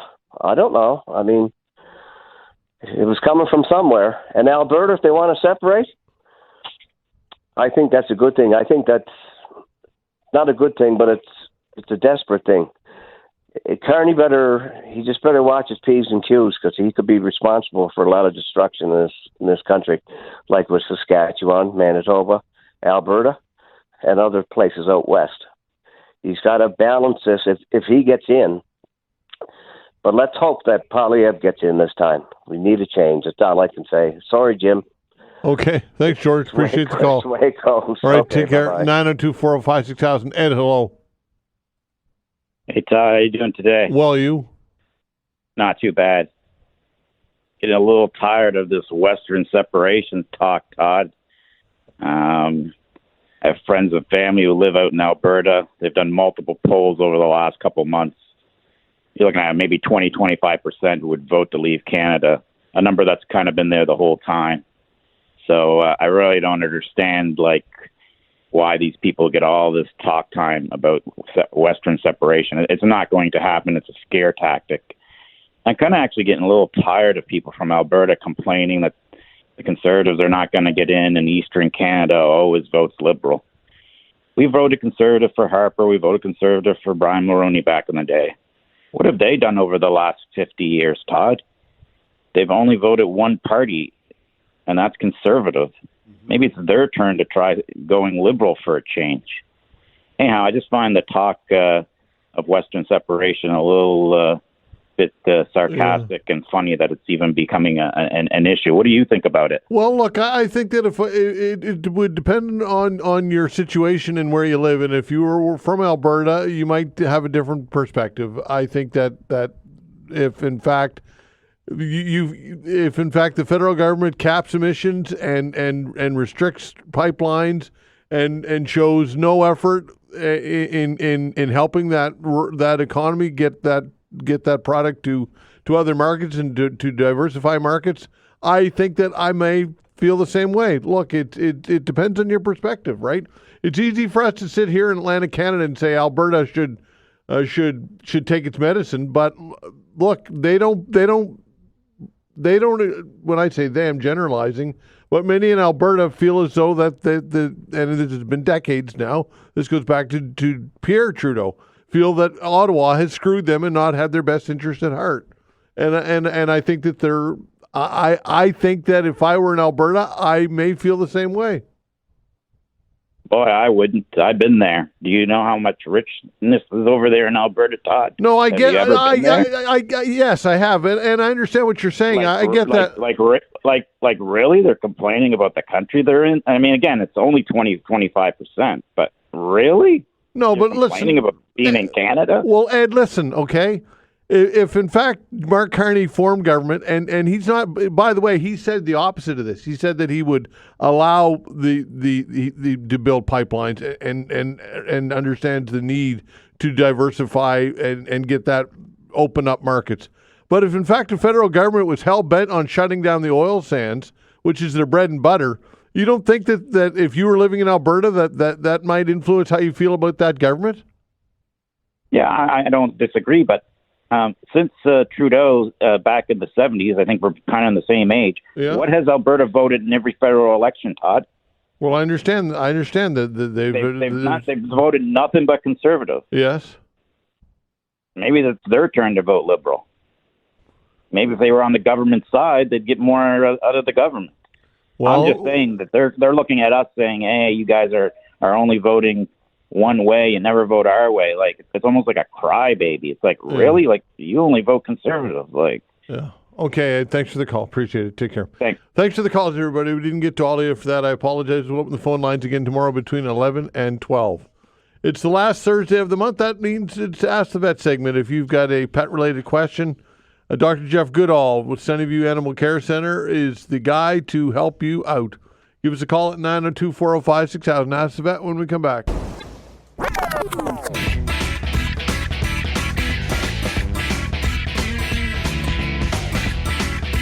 All right, it's our Ask the Vet segment with Dr. Jeff Goodall, Sunnyview Animal Care Center in Bedford. Dr. Jeff Goodall, thanks for joining the show. We appreciate it. Hey, thanks for having me on. And, again, congratulations on the recent nuptials and all that good stuff. Good to hear you back on. Thank you, sir. Appreciate it very much. If you've got a question for Dr. Jeff Goodall concerning your pet, behavioral, or health, give us a call at 902-405-6000. Again, 902-405-6000. That is the way to get in on the fun. Again, Dr. Jeff's got a decades of experience and willing to help you out as best he can. 902-405-6000. Dr. Jeff, we're heading into the summer traveling season, so you got some advice concerning pets regarding that? Yeah, so basically, road trips and fireworks and storms are coming, and we're definitely seeing more animals with anxietal issues. either associated with any of those. And so what I was thinking is just to quickly remind clients, if you're planning on travel and your dog or cat is a little anxietal, don't put it off. If your dog's really anxietal, for sure don't put it off. Start planning ahead. The obvious things are to have bottled water and a supply of food and, good leashes and what have you. And maybe if you're really traveling, then a copy of your pet's medical records and an idea, obviously their medications and an idea of their microchip number and sad things like that. But specifically towards anxiety, you can talk to your veterinarian about supplements and starting those now. Supplements take time to kick in, and there's Comfortis Pro treats, there's Calming Care by Purina, there's pheromones. For dogs, it's called Adaptil. For cats, it's called Feel Away. Medications, I guess, as a last resort. But I'm starting a YouTube channel, and I'm going to have this up on it probably in a couple of weeks. But basically, there's evidence that what calms people, lavender, chamomile, sandalwood, may have a positive influence on mood and behavior. So having that in your vehicle, or when you feel a storm's coming, getting that scent in your home. There are some simple things, animals, kind of conflagrating things, travel to the vet or travel with your pet. The carrier can be associated with a negative feeling from your pet because, he only comes out for being with the vet. So if you're planning on traveling, you're going to need the carrier for safety of your pet. Get the carrier out now, maybe spray some pheromone in that. Chamomile, again, lavender, that kind of approach. And don't forget the simple things, having window shades in the car, reassuring chin rubs while you're driving, having, the passenger in the shotgun reaching over and rubbing the chin. Sometimes rubbing between the eyes is a acupressure point, some people say. Depending on the heat of the year or the car's air conditioning, a thunder shirt can go a long way to reducing anxiety for travel and or for storms. I think that's about it. But, I'll have more on my new idea of this YouTube channel because we're getting a lot of clients starting to ask about travel with their pets.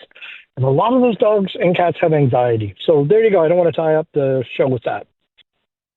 All right. Tell us a little bit more with this YouTube channel. First time hearing about it. Sounds pretty exciting. Oh, yeah. Well, I didn't know if I was allowed to bring it up or not. Absolutely. No, I just decided, I've been noticing that on the show especially, and sometimes just listening to what's going on the internet, there's a lot of misinformation out there. And I'm not saying that my opinion is better than somebody else's, but I'll use the example of the recent parvo scare. It was 4 to 6 dogs, but some of the clinics and people were basically saying, running around tearing their hair out. So I thought, let's give a sober second thought and give some people some options that, you don't always have to run to your veterinarian. Maybe I can help a little bit. So it's just a thought. So it's my new idea. It's on Dr. Jeff Maritime Vet is what it's going to be. Awesome stuff. Looking forward to it. Thanks, brother. Appreciate the opportunity. You got it. 902-405-6000. That is the way to reach us to chat with Dr. Jeff Goodall. Ask the vet, 902-405-6000. If you've got a behavioral-related question or health-related question with your pet, 902-405-6000. When it comes to volume, Dr. Jeff, and the amount of people and the need out there, and that coupled with human resources challenges that veterinary clinics are having when it comes to staffing, we're kind of seeing a perfect storm here when it comes to challenges and getting pets and taken care of and all of that. What am I correct on that assumption, or what are your thoughts? Yeah, I'm actually kind of disappointed. In the last 3 weeks, it's funny you bring that up. In the last 3 weeks, we had a client drive all the way from sort of center Cape Breton, and another. When I say client, I mean I've never seen them before. They became a client, and someone drive from Pubnico north.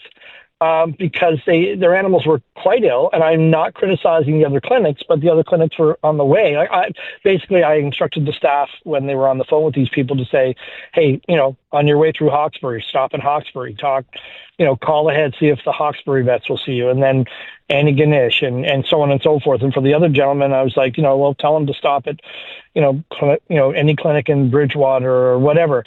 And they ended up coming to our clinic because nobody would see them, and it's due to the staff shortage.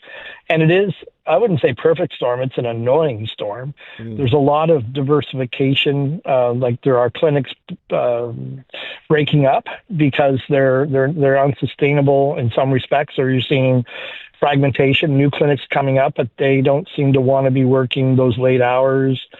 I don't know really how to address it other than to say that it is an evolving problem. There's actually a big conference in Halifax this weekend for veterinarians, and I'm hoping they'll address some of those things. But the big problem is, I usually say at the end of the show, be kind to each other, because kindness is our greatest weapon. And a lot of times people with the emotions of pets and the stresses of life are not always being kind to the staff. We're not seeing it so much in our clinic, but it is causing other clinics to either lose staff or, people not wanting to work as many hours as we would hope, and the clinics are just not able to staff. It's a tough time. It's a weird time. I don't understand it. How about, we talked about this a couple of months ago now, but large corporations kind of buying up some of the small independent veterinary clinics, the corporatization, if you will, of vets. Is that happening? Yeah, it's not like the feeding frenzy that was in 2019, 2020, and 2021. And that's, thankfully, I guess you could argue because of the orange menace down south driving bond prices up and what have you. But it's still there.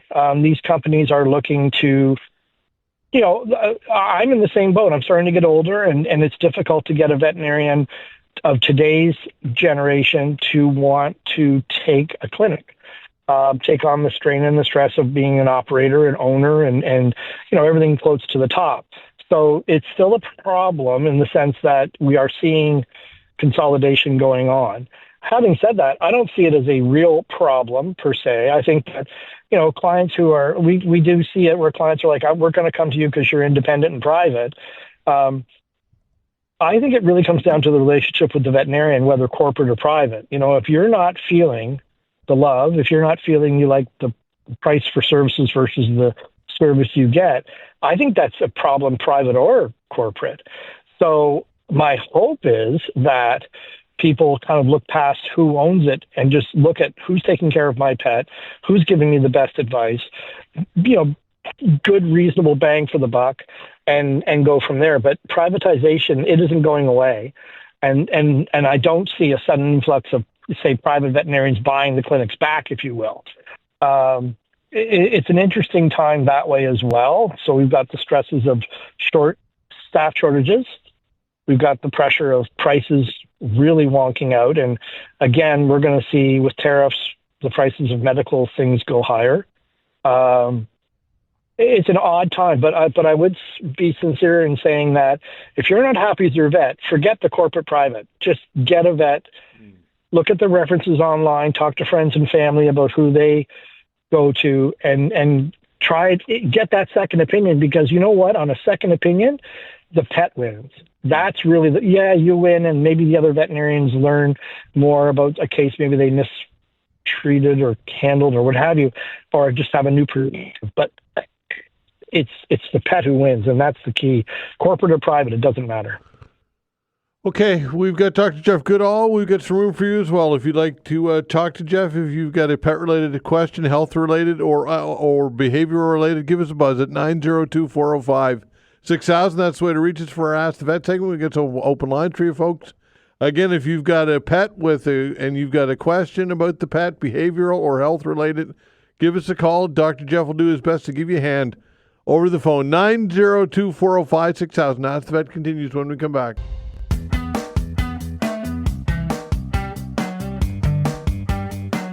All right, it's our Ask the Vet segment. Dr. Jeff Goodall, Sunny View Animal Care Center on the line, taking your calls as well. 902-405-6000. Again, 902-405-6000. Justin's giving us a call. Hello, Justin. Hello. Hi there. Go ahead. I've got a 4-year-old bloodhound blue tick mix named Stella, and she's recently developed an itchy face with around her cheeks and eyebrows. And she's been itching them to the point where they're getting kind of raw. We do have a vet appointment for next week, and we have changed up her food a bit, but just wondering if you have any advice on different types of food or perhaps home remedies that might help. Okay, so I need to know a lot more here. So how old's the dog again? 4. Okay, and no what's her medical history? Any problems? No problems. She's got regular checkups. Everything's been good. She's okay. Got do all you her... hunt? Okay, so do you hunt with her? Okay, you don't hunt with her. Do you have her on tick product, like veterinary tick preventative? She gets her inoculation annually. She's getting that again next week and her checkup done. Okay, no, that's not actually what I asked. You're talking vaccines. I'm asking if there's a tick prevention product being used to prevent ticks. So no, it sounds like no. No. Okay. So, I mean, the problem with facial itching, right? And so don't fall into the trap so wait until your veterinary appointment. Don't fall into the trap of starting to switch up foods and trying different things. Because you're thinking, I'm putting words in your mouth, but you're thinking food allergy or sensitivities, and that's possible, but at 4, not typical. And so if it's just the face and the chin, how long has it been going on for? A couple of weeks, a month maybe. Are there any scabs or redness or areas of hair loss? Above her right eyebrow is where it seems to be the worst, and there's a bit of hair loss, and it's like dry and scabby looking at. Okay, well, I mean, I can't really recommend any home remedies because the first things that come to my mind are, well, obviously a skin infection that's under the skin, not on it, inside it, if you will. Parasites like, it sounds horrible, but ringworm and mites, scabies, those kind of things can cause pretty profound itching and hair loss slowly without necessarily causing open skin wounds. So a skin scraping would be needed there. And then something called an impression smear by your vet would probably be the next thing they would do to see what kind of bacteria are going on the skin. So don't start playing with diet because that might just convolute the history and make it a little bit more challenging. In the meantime, have you tried bathing the dog? Yeah, we have like an anti-itch shampoo that we used on her. And then I guess my next question was we read online that some people use a bit of like an apple cider vinegar or like a coconut oil rub to kind of help to soothe it or to maybe treat the superficial skin irritation. But I'm not really sure. We haven't done any of the vinegar. We used a little bit of the coconut oil on her. Okay, so back to the bathing. So did you try it multiple times and did it make a difference? We bathed her recently, like within the last week. We bathed her, and I thought it seemed like she was itching a little bit less, but it's still like a little bit too early to tell because she still kind of has the hair loss and the dry spot. And so you've only bathed like once or twice then? She does get like a regular monthly bath, but like we just did it again. Like we did it probably twice. So no, we're not communicating, friend. So since the skin problem occurred, have you bathed her with this anti-itch shampoo multiple times around the face? Yes or no, I guess. I guess what would you consider regularly? Because she was bathed once, I guess, but twice this month. So what would be regular, like a daily or like using it as a treatment. So the shampoo, we can't really assess its effect. Yeah, I've read of coconut oil being used on the skin. I would argue fish oil on the skin would probably have just as much effect, and in fact, probably oral fish oil would help more than coconut oil. I'm not anti-coconut oil. I've seen it recommended for teeth brushing, for goodness sake, and it can't be that amazing all over. We would hear more about it. So I would basically start her on 1,200 milligrams of fish oil once a day, and you can sort of work your way up to that because sometimes fish oil will cause irritation of the stomach. So, you just put a pinhole in the end of the capsule and squirt a little bit on her food over a week, and then while you're waiting for your veterinary visit, move her up from a little squirt to a full capsule over a week and get her on that. And that takes 6 weeks to have an effect, but fish oil will be the first thing. Apple cider vinegar. Fish oil, human supplement? Mm-hmm. The human supplement fish oil? Yeah, you buy it in the store. 1,200 milligrams capsules. Apple cider vinegar That's usually for very severe total body infections, and you can use it as a shampoo or you can add it to their diet. I've seen very mixed results with it, so I don't think it's applicable here. There are some breeds, and I'd have to look up coonhounds to be sure, when they get facial alopecia is really what you're talking about, pruritus and facial alopecia, which are the fancy ways of saying itch and hair loss. It can be a zinc deficiency in the diet as well. So you need to be prepared for a pretty thorough workup, probably blood work, for sure a skin scraping for mites and maybe even a fungal test for ringworm. Ringworm is actually a fungus, not a worm. And take it from there. It's going to be a complicated thing, probably. Initially, you can expect the pup to be home on antibiotics and some form of anti-inflammatory after the diagnostics are done. There you go. Okay, thanks. All right, thanks for the call. Take care at 902-405-6000. That's the way to reach us for our Ask the Vet segment. Let's talk to Drew. Hello, Drew. Hello. Hi, go ahead. Hi, Drew, go ahead. Drew, are you there? I'm trying. Okay, yeah, we got you now. Yeah, go ahead. Okay. I have a 12-year-old golden doodle that is for the most part, very healthy, but his back hips are giving him problems, getting up and down, and every once in a while his legs may give out on him. And I was wondering if there's any suggestions, either for supplements or otherwise, that might help him just with his mobility. Okay, so have you had the dog seen at the vet, say, the last 6 months to discuss this further? No, not specifically about his hips. He has been at the vet in the last 6 months, but not for his hips. So it's easy for me to recommend a bunch of supplements, but I would drop an email to your vet and ask him or her for their opinion as well, because they know your dog and I don't necessarily know that. That said, I mean, so are you using any supplements currently? We did just try something, and unfortunately the name. Okay, okay, we won't worry about that. So in the end, I mean, recognize that supplements take time. So you have to use them for 6 to 8 weeks minimum, and sometimes longer. Is the muscle around the hips of the dog going down, or is the musculature good, just slow to get up and slow to walk? It's still fairly good, but I can see that it has degraded a little bit. Like, it's just not as thick as he once was.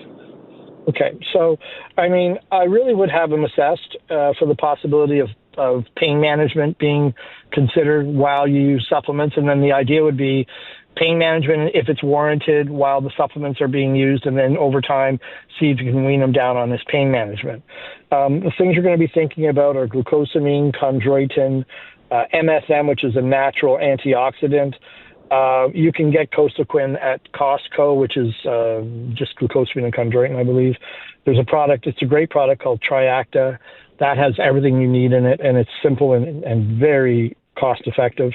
You heard me talk about omega fatty acids, so the last one for skin, 1,200 milligrams for the average dog once a day. You know, gradually work up to it is great for anti-inflammatory of the joints. Then once you're talking to your vet, there are things like Cartrophin injections and Librela injections for pain management if it comes to it. But you can also talk about Geriactive, soft chews, and Flexidin's another one. They both have collagen and creatine for muscle mass and muscle tendon support. So it's going to get involved pretty quick. I would drop that email to your vet in a timely manner and get his or her opinion. They're probably going to want to see the dog, mind you. But just willy-nilly using supplements on their own it's going to take 8 weeks. And so you want something a little sooner than that, it sounds like. There you go. Yeah. Okay, thank you very much. Thanks, Drew. Take care. 902-405-6000. That's the way to reach us for our Ask the Vet segment. We've got Dr. Jeff Goodall to the top of the hour. Got some room for you as well. Give us a buzz at 902-405-6000. Ask the Vet continues when we come back.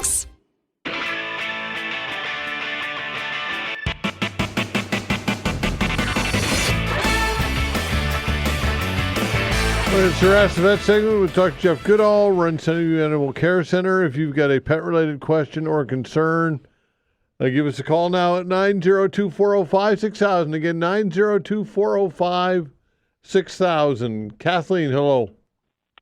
Hi, Todd. This is Kathleen. I have a question about my cat. Sure.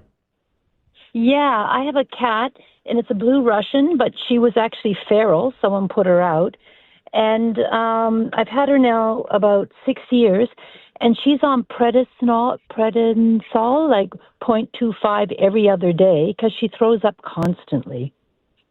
And it's really funny because she'll be good for 3 weeks, fine. And then all of a sudden, like for 3 days, she refused to eat. She's lethargic. She's laying there. I've tried about 25 different cat brands. The only type of food she'll eat is Friskies, believe it or not, because it's brothy. And I had Science Diet. She refused to eat it. My vet, we went through everything. And I wonder, is there anything else I could do to help her with this? Or, I don't know, with the diet, with the stomach? Pardon me? I was wondering if there's anything I can do extra than this prednisol every third day, because it seems... Okay, so for time, I mean, you're talking about inflammatory bowel disease. Does that sound like what your vet has used, the word? Yeah, IBS. She said she wasn't sure, but almost, yeah. Sure. It's an overused term, so IBS, inflammatory bowel disease. In the end, I think you're talking about prednisolone as the drug, and basically, if it's a steroid-responsive IBD, using it every other day may not be what your cat needs. You may want to increase... Again, email your vet before you do all this. Yes. But, ask him or her if, maybe a slight dose increase every other day would work, or maybe going back to everyday dosing. If it's only vomiting once every 3 weeks, then I would say that's actually pretty controlled. I mean, you don't want any vomiting, but cats can vomit for any real reason. Having said all that, there are other options. I've seen, we have cats who are using cyclosporin as an option. Cyclosporin is a drug that is fairly expensive, but can make a huge difference. If your cat won't eat the low allergy, non-allergy diets are really the cornerstone. And if your cat won't eat them, then you're basically back into using medication. There's not a lot of supplement use that I've seen that has been very successful, so I wouldn't, worry about that. I mean, in the end, cats are really tolerant of prednisone. And clients tend to forget that, like dogs and people are very sensitive to it. Cats can munch on them like Tic Tacs, and they don't seem to really get all the additional effects that we would normally expect. So having said all that, I guess number one, is it so broken? Is this cat so broken you got to fix it? If you think the answer is yes, then I would write your vet and ask, hey, can we alter the prednisone frequency or dose? And knowing that you can't change the diet, if the frequency or dose of the medication of the prednisolone doesn't change things, then talk to him or her about cyclosporin. Now, having said all of that, sometimes cats can respond to anti-anxietal medication with the prednisone, because people will say, well, I don't think my cat is stressed. Well, cats see the world in a much different way than we do. And so what's stress for us, like they don't have to keep a job or go on the radio or whatever, but sometimes anti-anxietals could help too. So write him or her about that as well. And there you go. Okay, great. Thank you. But I have one more question. When she doesn't eat, she won't eat for like 3 days solid. Is that okay? Like, I heard cats are different. Like, I put the food, she won't eat at all, and I worry, and she just lays there and sleeps all day then, and she won't move. Well, again, is that a problem? Or... Okay. I just remembered another drug came out of my brain, budesonide.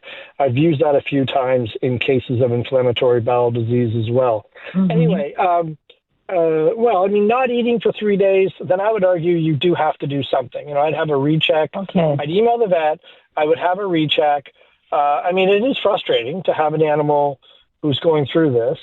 There's also a drug called, write this down, it's out of my brain. I can't think of it suddenly. Starts with C. Anyway, talk to your vet about something called Substance P. It's a side effect of one of the drugs. And you can use Serenia. That's the drug. You can use Serenia, sometimes in these cats. It's not a cheap drug, but it can be used. You've got a lot of options, and if the cat is not eating well on a regular basis, then I do think you need to have a chat with him or her and look into it a little bit more. Is the cat losing weight? No, she's a small cat. She only weighs 6 pounds, and she doesn't lose weight. She stays the same weight.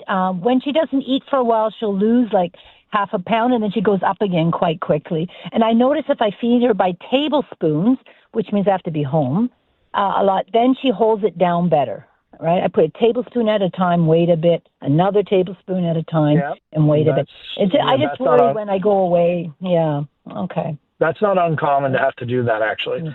So, again, I would have a conversation with your vet. I think it's time to have a conversation again. Okay, that's great. Thank you very much for your help. Okay, good luck. Take care. 902-405-6000. Tony, hello. Hi there. How are you guys doing today? We're doing well. Okay, so I have a Maltese. He's 6 years old. In the end of this year, he'll be 6 years old. Maybe about 3 times in his whole life, he's done this weird, I just will call it an episode, where he acts like he's scared. His whole body will shake.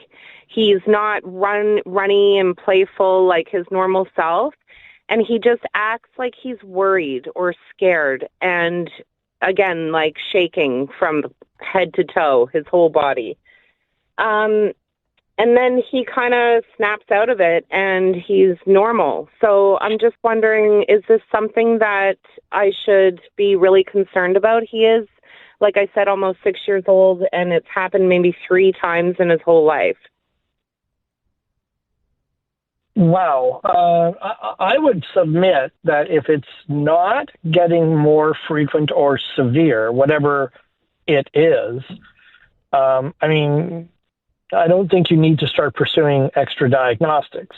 Is this dog scared of anything else generally, like fireworks, thunderstorms, cars, other dogs? Oh my God. Yeah. He, if the wind blows and howls, he gets freaked out over that.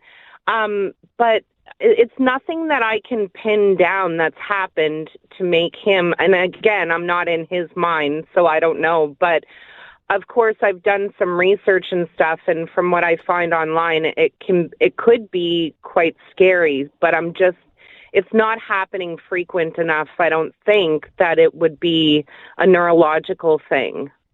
Well, it's not neurologic, but it is behavioral. And so at the opening of the show, I talked about reducing anxiety for travel or going to the vet, and you may want to drop an email to your vet about simple things like pheromone therapy, calming care added to the food. So underneath all this, we have a dog who's anxietal. And so coming back to supplements, a thunder shirt for those times when the wind's going to start blowing more when you're listening to the news and the weather's saying wind, then getting them into a thunder shirt will help because that pushes on acupressure points. And so a thunder shirt. Pheromones, again, talk to your vet about that. Lavender, chamomile, sandalwood. There's also something that you can consider called Comfortis Pro Treats, I think is what they are, or Comfort Pro Treats. They have L-theanine, which is a known calming agent. It has, the thing in turkey that makes you a little bit less anxious.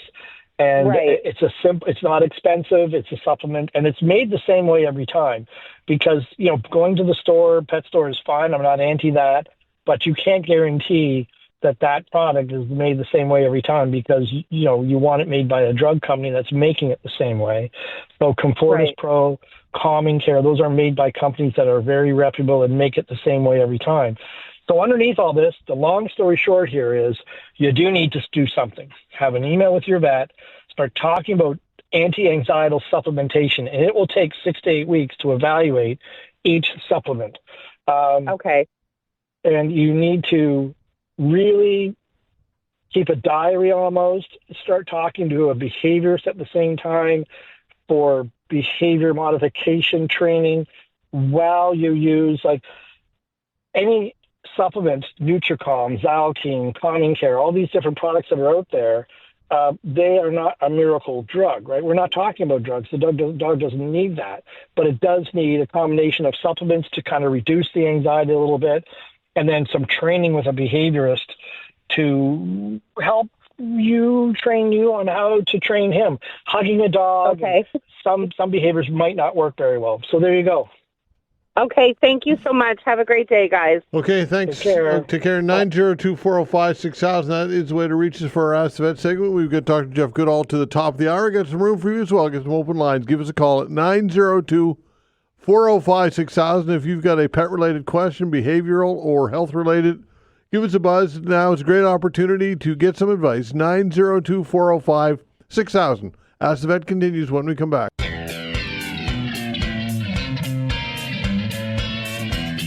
Continue with our Ask the Vet segment with Dr. Jeff Goodall, Centerview Animal Care Center. Give us a buzz at 902-405-6000. That is the way to reach us. Again, 902-405-6000. Diane, hello. Hello. Yes, I just wanted to ask a question about a tomcat. I've got 2 fixed female cats myself, and they go out on my balcony. And this old tomcat, I think he's a wild cat, but a woman feeds him up back of me. He comes down and sprays on my door, and it scares my 2 cats. They can't hardly go out. They look around all the time. But I'm just wondering if there's anything that I can put on the door that would make him, that he wouldn't like, that would stop him from spraying on it. Honestly, that's going to be effective, no. Without you having control of the tomcat itself, and you don't, I'm afraid to tell you. I mean, so are you in an apartment or is it your own home?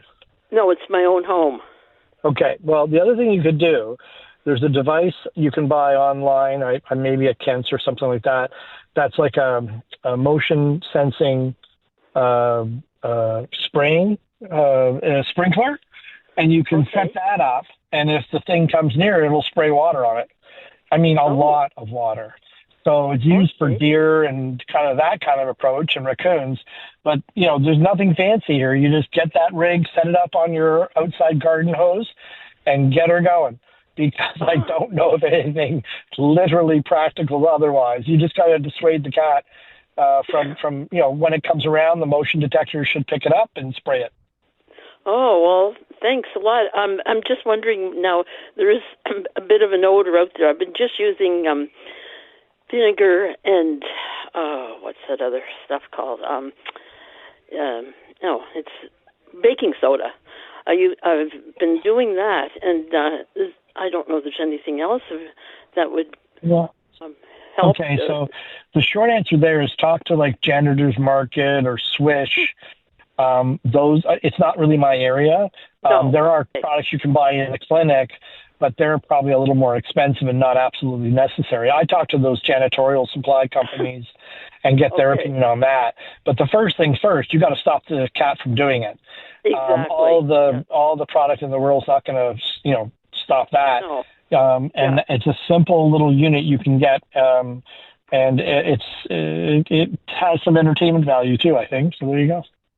Okay. All right. Well, thank you very much.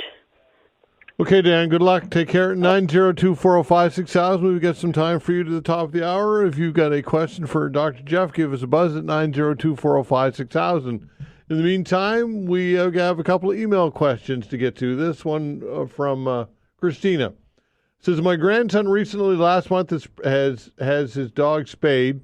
She is fine now, eating good and running around like she used to. The only thing is that I've noticed that she's been having a little discharge. It's not bloody. I was wondering what this could be, and is this normal? Also, you were talking about animals having anxiety. I've been minding a couple of dogs, and when they sort of won't settle down, I put some relaxing music on, soft piano music. I can't believe how fast it settles them down. Within 10 minutes, they're totally relaxed and sound asleep. So I guess there's a tip on one side of the email, and now the question on the first part on the discharge. Oh, yeah, no, I forgot about calming music. That's true. Classical music does seem to make a difference for all animals. So thanks for reminding me. I just slipped my mind.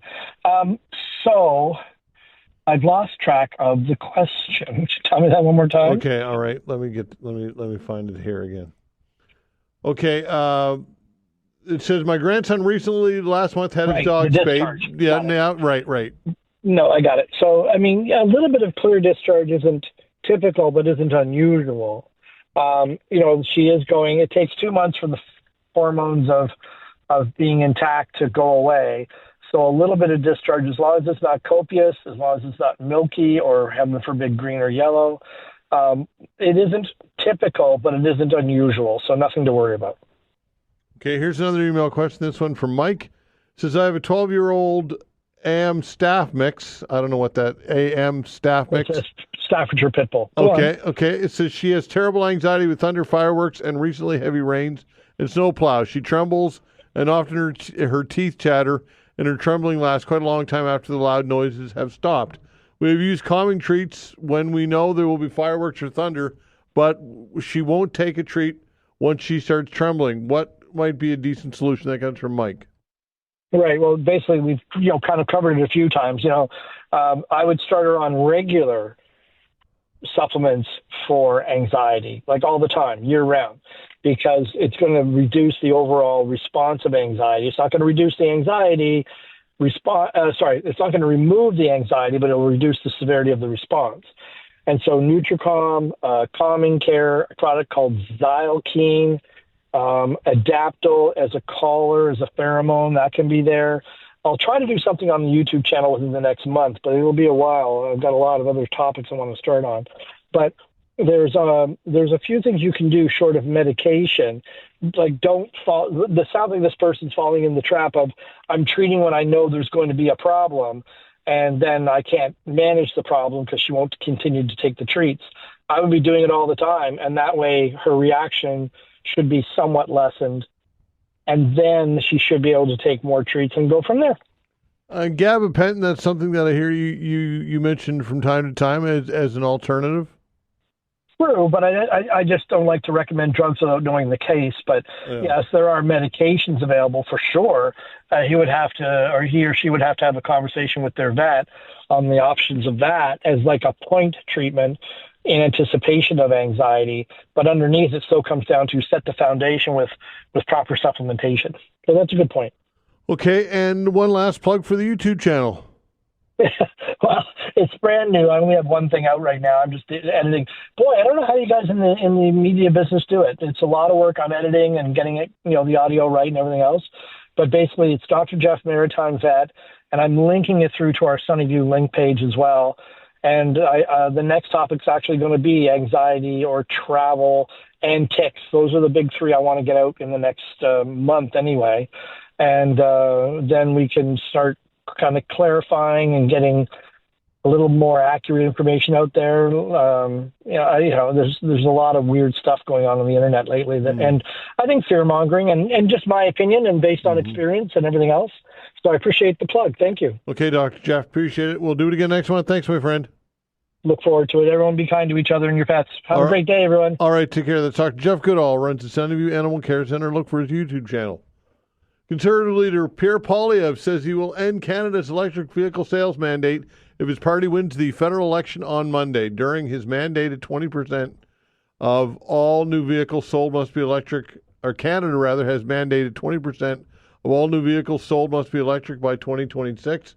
During a campaign stop here in Halifax, Poilievre says it'll cost consumers more and deny Canadians the right to choose what they drive. He made the announcement just days before the election, which goes Monday. Liberal leader Mark Carney is in Port Moody, BC today. NDP leader Jagmeet Singh is in Winnipeg. And, of course, we will continue to talk about all this tomorrow and do an election day. We've got Steve Murphy the day after election on Tuesday. Steve Murphy joins us again. We've got Laurie Turnbull, and we'll try and get some candidates, some victorious candidates as well. We shall see what we can do, but we will cover the election in the wake of the election on Tuesday quite a bit for sure. I'd like to thank Vanessa Van Ness on the other side of the glass. The control board's doing a fine job as always. Thanks for tuning in and listening, everybody. We appreciate it very much. We're back tomorrow at 10 o'clock. See you then.